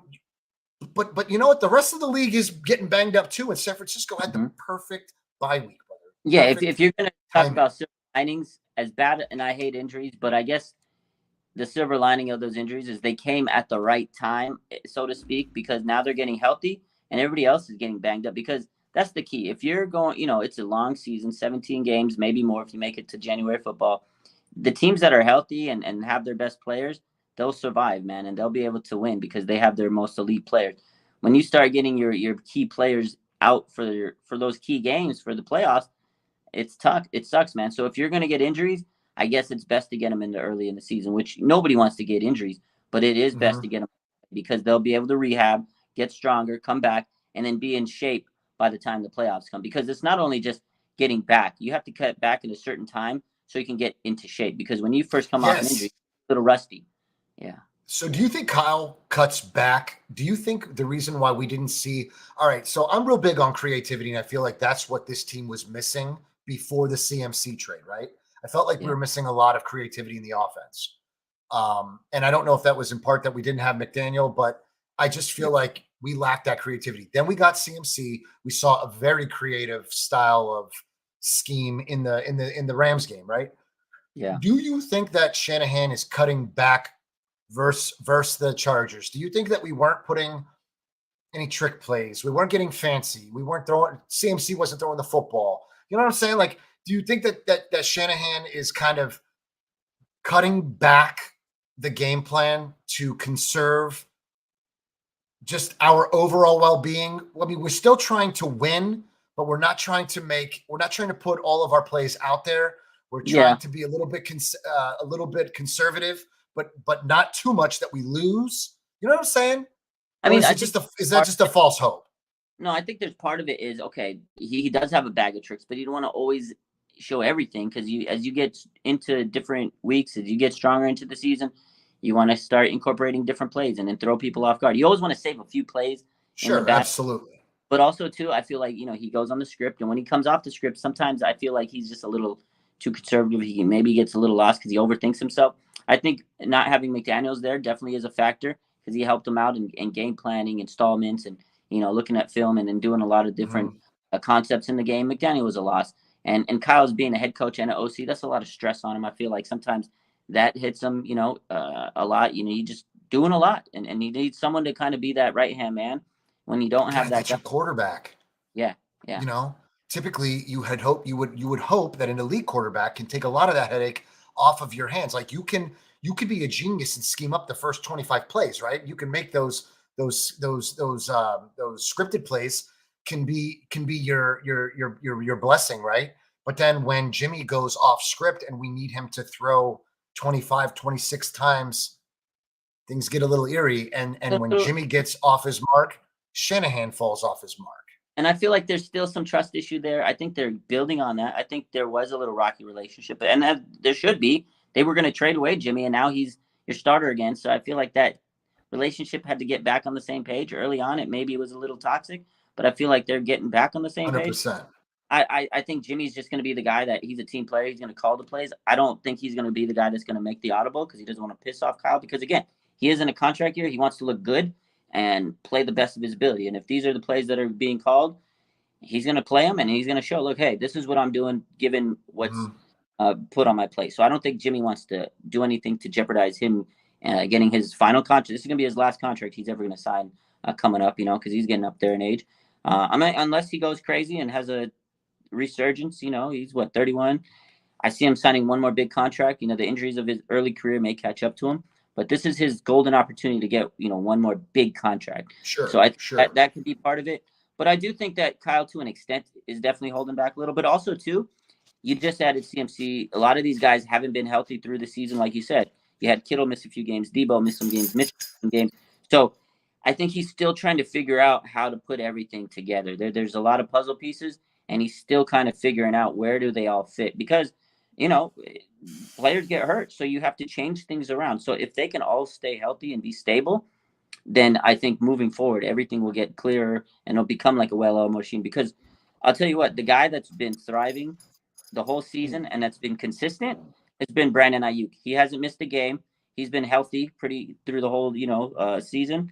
And he's the guy that's gotten better every week because he's been healthy and consistent. And I think that's what it is. If everybody else can stay healthy, they're all going to get better and consistent and move along. Jimmy and Ayuk have been dialed in lately. So listen, my man, I think that at the end of the day, if these guys all play just the way they've been playing, Raj, I think San Francisco is in a good position. I We agree. could say this, ad nauseum, time and time again. But at the end of the day, bro, we're only playing it one game at a time. Whatever Fred Warner says, you know what I mean? He says it's a 1 week. What does he say? It's a what does he say? It's 1 week at a time, or it's a 1 week, 1 game week, or something like that. Yeah, it's a week by week league. Yeah, it's a week by week. So we don't get ahead of ourselves. Jimmy's playing for the contract, bro. Everybody is. It's Armstead's foot, bro. Like that's the one thing that's got me the most concerned. Like I told you, like my better half, she's a PT. You're a PT. You guys know what you're talking about. When I ask her questions about like plantar fasciitis, like we didn't know that this was his problem before. Bro. We had no idea, and now suddenly it flared up, right? Like this is a 300-pound monster, right? So like it's not easy, bro. Yeah, that's it's a tough injury for anybody. But when you're a big dude like him, and you're putting all that weight on it, and you're having to push off of it and run, that hurts. Yeah. My man Breezy has it, dude. Breezy, the guy that we all love. Like this dude, he runs with plantar fasciitis, but when he stops, hurts like hell. It hurts, bro. When he's running, he's cool. When he stops, it hurts like a bitch. Like a bitch. And when you wake up, it's the worst pain in the world. And then not only that, he went and has a fracture of the other foot because he was putting too much pressure on the foot with the plantar fasciitis. So he was compensating, and then he got a hairline fracture because all the stress compounded over the time. Yeah. And now two messed up foot. So it's an unfortunate situation. But he's a force. We need him in there. But again, going back to what I was saying is, and kind of what you were saying is, if they can get healthy at the right time, that's the key. And if he can come back for the stretch run of the season, if we can get him back by like week 15, get him healthy, and then he can have like a game or two under his belt, and the playoffs come, he'll be in good shape and he'll be healthy and ready to help us win a championship. That's good to know, bro. It's good to know. It's wishful thinking, bro, at this point. I mean, what can we do? Yeah. You know what I mean? What can we do, bro? But Raj, my man. I'm excited. Yeah. Appreciate you having me, man. I'm sorry I kept you a little longer than we anticipated. No, this is good. I love having you on, man. This was fun. We talked. Dude, I've been wanting to come on and chop it up with you, bro. I actually have a show of my own that I do on Tuesday nights at 9 Eastern. I'm here in Ohio, so I'm right outside of Cleveland. Crazy Niner fan, but I do a show. It's called The Locker Room Rant with two of my best buddies. One's a Buffalo Bills fan, one's a Browns fan. I'm a Cavs fan. One's a Portland Trailblazer fan. One's a Sixers fan. Nice. So we just talk the whole league. We chop up football as a whole, the NBA, the MLB, just about everything, man. We cover boxing, UFC. We do it all. We just cover everything. We grew the channel a little over a year ago. We just established it, man. Just been working with Breezy and a couple of other guys, and just had a good time, bro. And they make guest appearances. I'd love to have you on the show sometime, bro. Hey, let me know. Send me the Niners. The Niners family is oversaturated, so I do a Niners segment, and quite a few of most of our chat is Niner fans. Yeah. And so I love them to death, bro, and they've been phenomenal. But I just decided to do something a little bit different from everybody else. We called it the Locker Room Rant, so we could we kind of go crazy. We basically we get on here, we talk shit to each other. We rant, right? So we rant, and it's fun, bro, because you can come on the show, you can let your hair down, bro, and you can be yourself, because I know that some of you guys have, monetized. You can't really say what you want to say. You can't really do what you want to do. But on the locker room rant, bro, we just it's not for children, bro.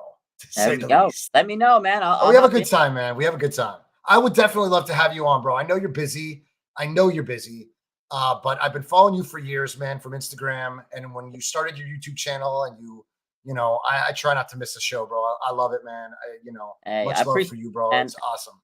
I thank you so much. I appreciate all the people that support me, and that's dope that you're putting in your work. And it's always cool to see other people, because I've met so many people and through the Instagram and social media, and I see other people taking those steps and creating their own channels, and I love to support everybody. So yeah, 100%. I'd love to go on, and Yeah, I've been bro. trying to do my YouTube journey. It's definitely a lot different. I've had some hurdles with it, but pushing through it, it's I don't know. There's a lot of red tape, as you know, with YouTube, especially Sure. to get monetized, Sure. man. And I don't know. It's kind of sometimes a little frustrating, because seeing other people get monetized and then I'm not, and then just like having to I had to delete so much content, man. It's just like, God dang, man. And then when you lose your I know, content, bro. you're like limited. People are gonna unfollow you because you're like, oh well, he's not putting up that content. So it is frustrating, because yeah, man, they limit you. So then you have to basically censor yourself in what you want to post. And then I am busy too with work and other things, so I can only post so much now on YouTube. So That's it too, Raj. This isn't your meat and potatoes, right? You know what I'm saying? This is what you do as a hobby. At least that's what I think you do. You know what I mean? For me, this is, I run my own business. Yeah. My guys on my show, we all have our respective jobs. This was never our end all be all, right? So we just did this for fun. I did a bunch of guest shows with friends and other channels and just came on, and I enjoyed it. Folks enjoyed it, said, dude, do your own thing. Yeah. So I did my own thing, and we have a good time with it. But YouTube has rules, and they have a lot of tape, and we just, we break every rule on YouTube. They've sent me to copyright school. They sent me to, Oh wow. We've gotten I had more strikes than Nolan Ryan, and this channel is still healthy. Bro, It's still you guys, strong. man, I'm sitting here like walking on edge. When I get a copyright claim, I'm like, oh, I got to delete it. And then I'm like, No, man, we've I done kill it. my- We've been there, bro. We've done it. Bro, We play music. We get copyright claims. I had a Cavs game in the background one day, and I didn't even realize it. And it said that the NBA and Adam Silver have shut down the stream, and I'm like, holy shit!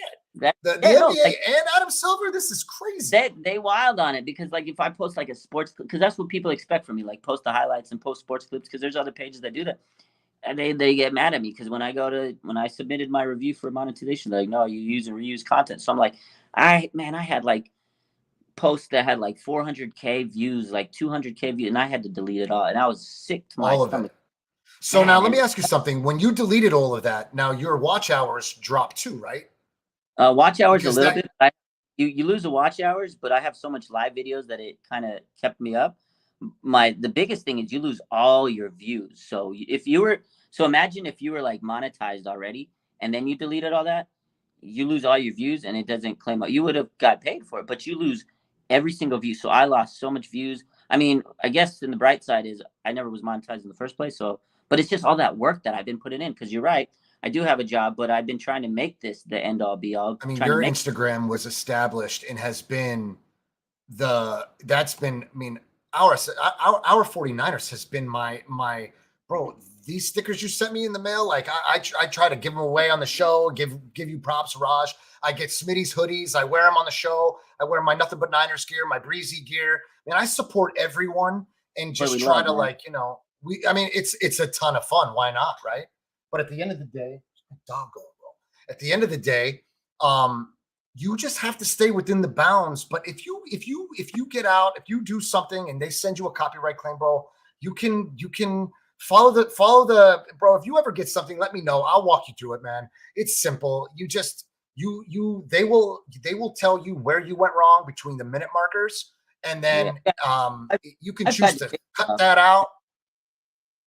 I mean that stuff. Just when you have that stuff, and then you go to your monetization thing, because you have to get 1,000 subscribers and then 4,000 watch hours, and once you hit it, you're like, oh great, let me go apply, and then they sit you back with your channel didn't get approved, and you're like, well, where did I go wrong? And then they tell you, these reused content, and you're like, you look around and you see other pages and they're posting sports, like I'm a sports page, like what am I supposed to do, not use sports content? So it's kind of like I feel like I have to get to that point, and then once I get there, maybe I can start posting that stuff. So like I kind of have to limit what I can do on YouTube, and it's a little frustrating because I want to. There's so many stuff I want to post and say. Do you and think do. it's because it's such a saturated? Do you think it's because San Francisco 49ers have 1 million goddamn channels? Yeah, You know what I'm saying? Like there's so many channels, bro, Yeah, that there's cover 49er content. football, and I love them all. I love them too, and there's so many of it. But for me, I kind of got in the YouTube game a little late. I should have done it earlier. But if I'm out there and I'm posting this channel, right, and I'm putting in, let's just say I use like, I don't know, for example, a highlight clip of the locker room speech, whatever, cool, locker room speech, and maybe I'm the first one to post it, and it gets big. But then there's another channel that posts it, and they post it an hour later, and there gets reach. When you go to check for monetization status, they say, hey, look, you're using content that other content creators who are already monetized are using. Why should we monetize you? So that's what they're telling me, and it's like, well, damn, how am I supposed to? But it's on NBC Bay Area. If it's NBC Bay Area, if you have that little logo up at the top right, I mean that's free game for everyone. You know what I'm saying? It's like, but they're saying because they're already getting monetized off it, why should we let you? It's a race to see who can post it first, so to speak. So in a sense, it is. But then they're telling you this person is already getting monetized. We're not going to let you also get monetized off it. So then you lose all your videos and stuff. And then in my case, it's like, okay, people are like, why should I follow your YouTube? I can just follow your Instagram. So it's like kind of double-edged sword for me. So I've been dealing with that. It is frustrating, but hey, we're going to keep pushing, man. I mean, I still have over 8K subscribers, and I love every single one of them, man. Man, Raj, you grew like a fern, bro. This channel is, dude. Listen, if it's gonna come down to content, if it's gonna come down to let this channel get monetized off of just you being you live, because no one can take that shit from you. That's true. It's you, right? Yeah. So like that's how, I mean, essentially, like I think Nothing But Niners, they built their brand years ago, just going doing live shows, right? Yeah. You know, and then Breezy broke off and he did his thing, you know. But this is what's going to do it, Raj. The people that come here and join you every week, these guys, we're going to put in the time. We're going to join you, bro. We're here for you live. And honestly, Raj, if it's something that you post and it's not you live, and for whatever reason, if you're busy and it's just content that you're trying to put out there to get those views, it's kind of like, damn, you know, we missed Raj. But like, I get why you're putting that content up. But at the end of the day, if these folks in the chat are anything like me, we love interacting with you live. And that's really it, bro. And I mean, I don't know if it makes a difference, but it does to me. Like if you post something, like I'm going to support you, bro. I'm going to like that post. I'm gonna like it. I'll give you your props and it'll be great. But it's way better when we have you live and we can interact with you. You know, the Instagram lives, dude, those things are killer. Like those that you built, you put, that's you established yourself essentially there, right? I mean, if I'm not mistaken, I've been watching you on there for a minute, but it's not like a, I don't know how to say it, like interactive, because on YouTube, and that's why I like YouTube, because they got the comments and I can read it and I can clip it and I can say, yo, yes. And I like, and that's what I want to do. And you're right. And I appreciate all the words you said, because it did make me feel a lot better, because I do sometimes, I'm like, do people even care about my YouTube channel, like my show? Because I know I go on there, I have a big channel, so of course I'm going to get a lot of viewers because I got a big page. But sometimes I'm like, do they even care what I got to say? So that makes me feel good, man. I appreciate that. It's the person, bro. It's Breezy and I talked about this at nauseum. Okay, we've talked about this. It's the person, bro. If people like you, they're going to tune in to listen to you talk football, birds, whatever the hell it is that you want to talk about. People, if they like Raj, they're going to chime in, bro. And that's just how it is. I mean, when you and Smitty do those Instagram lives, we jump in there because watching you two, the collaboration between you and Smitty, bro, it's just fun. It's just Smitty's fun to hear you guys chop it up, you know. But that's one of the reasons why I'm like, oh, Raj's got a YouTube channel. Let me jump on, bro. Let me follow him. Let me see what he's got to say. And every time you go live, bro, people want to hear you, Raj. I mean, essentially, it's the person. Like, you're not gonna have every 49er YouTube channel. It's not gonna have all the same subs, but you might have quite a few. But at the end of the day, it's unique to each in their own, because those folks that follow you want to hear you talk. So in my opinion, bro, if everybody in this chat enjoys watching you live, Raj, it's that's what they're coming for. So if you go away from posting on your YouTube channel, the Jimmy G cheerleader shit, I think you got like over 100,000 views when you did it, right? Yeah. If that's gonna work against you getting monetized, then scrap that shit and just build this brand. You being you live, bro. We're gonna be here. We're gonna tune in. If I miss the show, I watch it back because when I'm at work, I've got my earpiece in. I love listening to the show, bro. So I mean, people are doing that people are working and they're listening to your show. They're listening to you back. They're listening on the drive to work, home from work, wherever they may be in the States, outside of the country, bro. People are hearing you for you. So that if it's any consolation, bro, if I could bring you any positivity, it's that you're gonna build this brand from you being you, bro. Period. You sitting right there. You don't need a fancy green screen. You don't have to have a waterfall in the background, bro. It's just you do your t-shirts, your hat game, chill, bro. Like this is why we come, because it's not like, bro, we don't come here for X's and O's. Want X's and O's, go somewhere else. But at the end of the day, we just want to chop it up, bro, and keep it down to earth. This is where we come, bro. Hey man, you just made my whole like week, month better. Yo, dude, I've been doing this for a year. I got some support. Mariah's in the chat, bro. She'll tell you, bro. We support everyone, bro. I know I got a lot of supporters, but I mean, it's been 3 months and I've been grinding my ass off on this YouTube channel. Yeah, but you grew this channel great, bro. You did quick.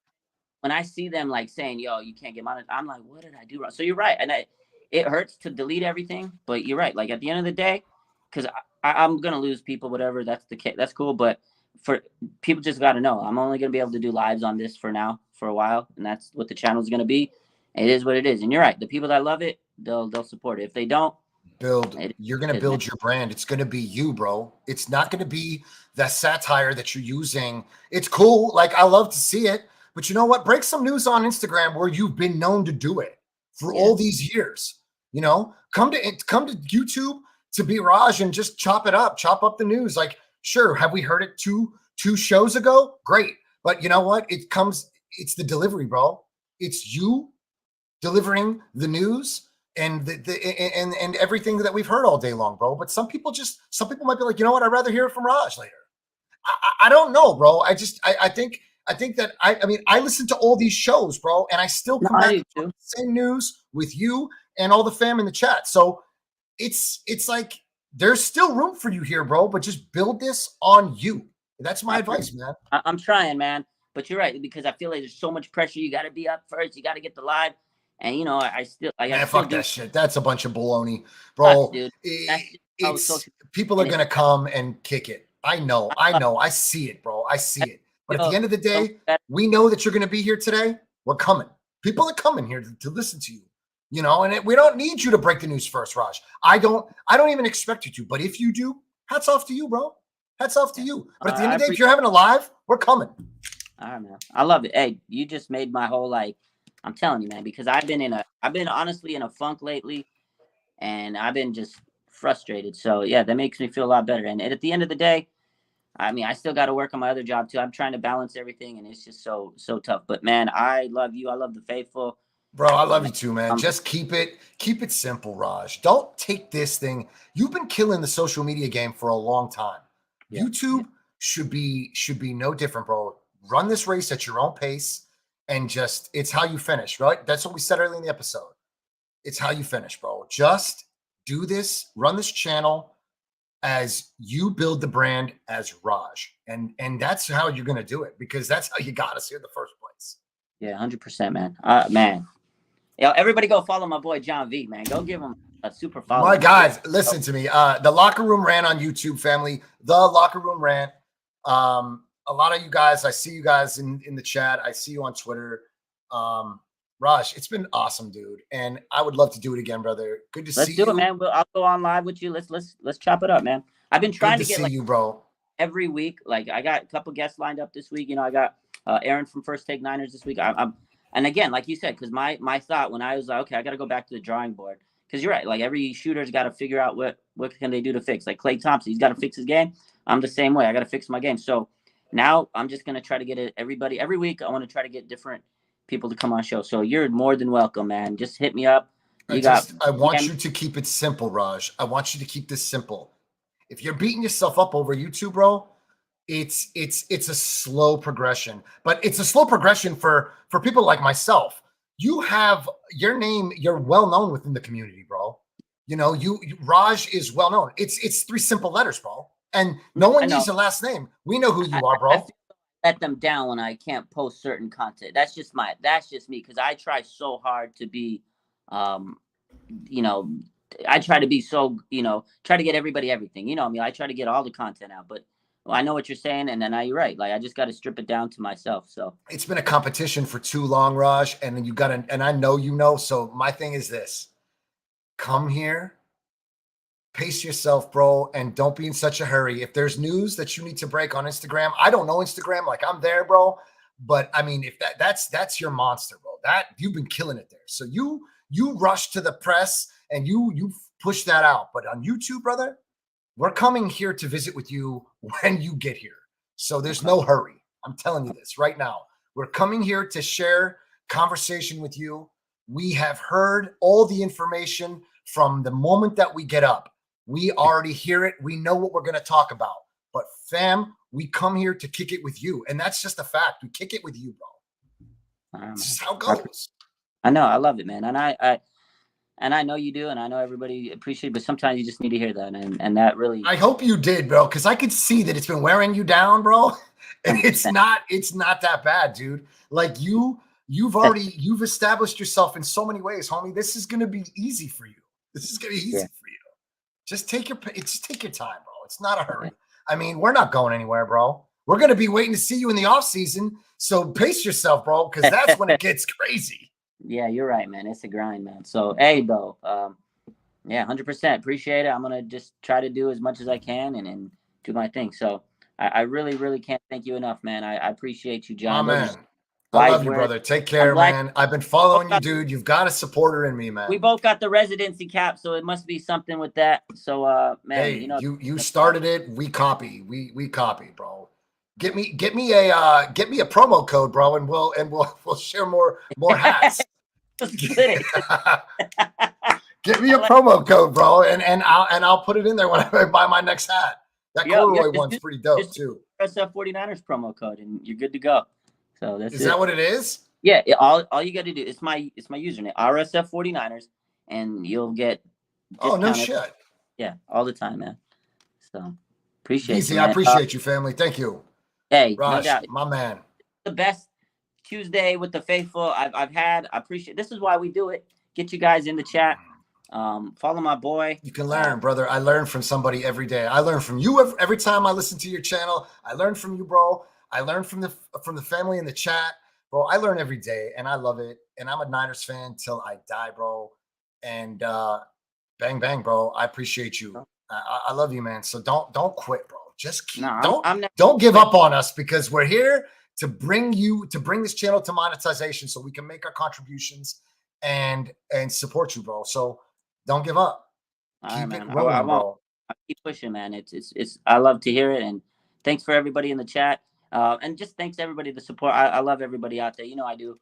I try always my hardest for everybody. So love you, John. Love you, Faithful. Love you too, brother. Every Tuesday, hop in Tuesday with the Faithful, man. You get real ones like John hopping in. So, dude, listen. This is what this channel should bring. Some real down to earth conversation. All these people in this chat right now, I love these guys because they keep it real. They don't destroy one another. They don't tear each other down. Everybody is just fair, and we have a good time, bro. I've never been disappointed. So keep it up, bro. Yeah, 100%. And that's why I love this chat is really good people, and that's why I love the YouTube community.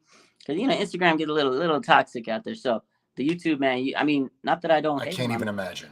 I love them, but sometimes the comments get a little spicy. But y'all, people on YouTube, you guys keep it a buck because you guys want to talk about the football and the game and hear it out. So appreciate you guys out there. And we want to come back, dude. I mean, why be an asshole tomorrow if next week we got to come back here and face you again? Like, come on, bro. Like, Yeah, exactly. Everybody. I see the comments on your lives, bro. I mean, holy smokes, bro. They want to know why you shaved. They want to know why you shaved. I mean, let me shave, bro. Let me fucking shave. Come on, guys. I can't fucking shave. Like, what the hell, bro? They're like, why? You're like, Smitty, what do you look like without your hat on? Who fucking cares what Smitty looks like without his hat on? And then he doesn't wear a hat, and people are like, "Who's your bald, Smitty?" He's like, "I've been bald my whole life." Dude, I crack up, bro. I'm like, I'm over here like, bro, I'm always in the comments. I'm like, who cares if he shaved, family? Like, just ask your question. He wants to know, what do you want to know, bro? When did you shave? Why did you shave?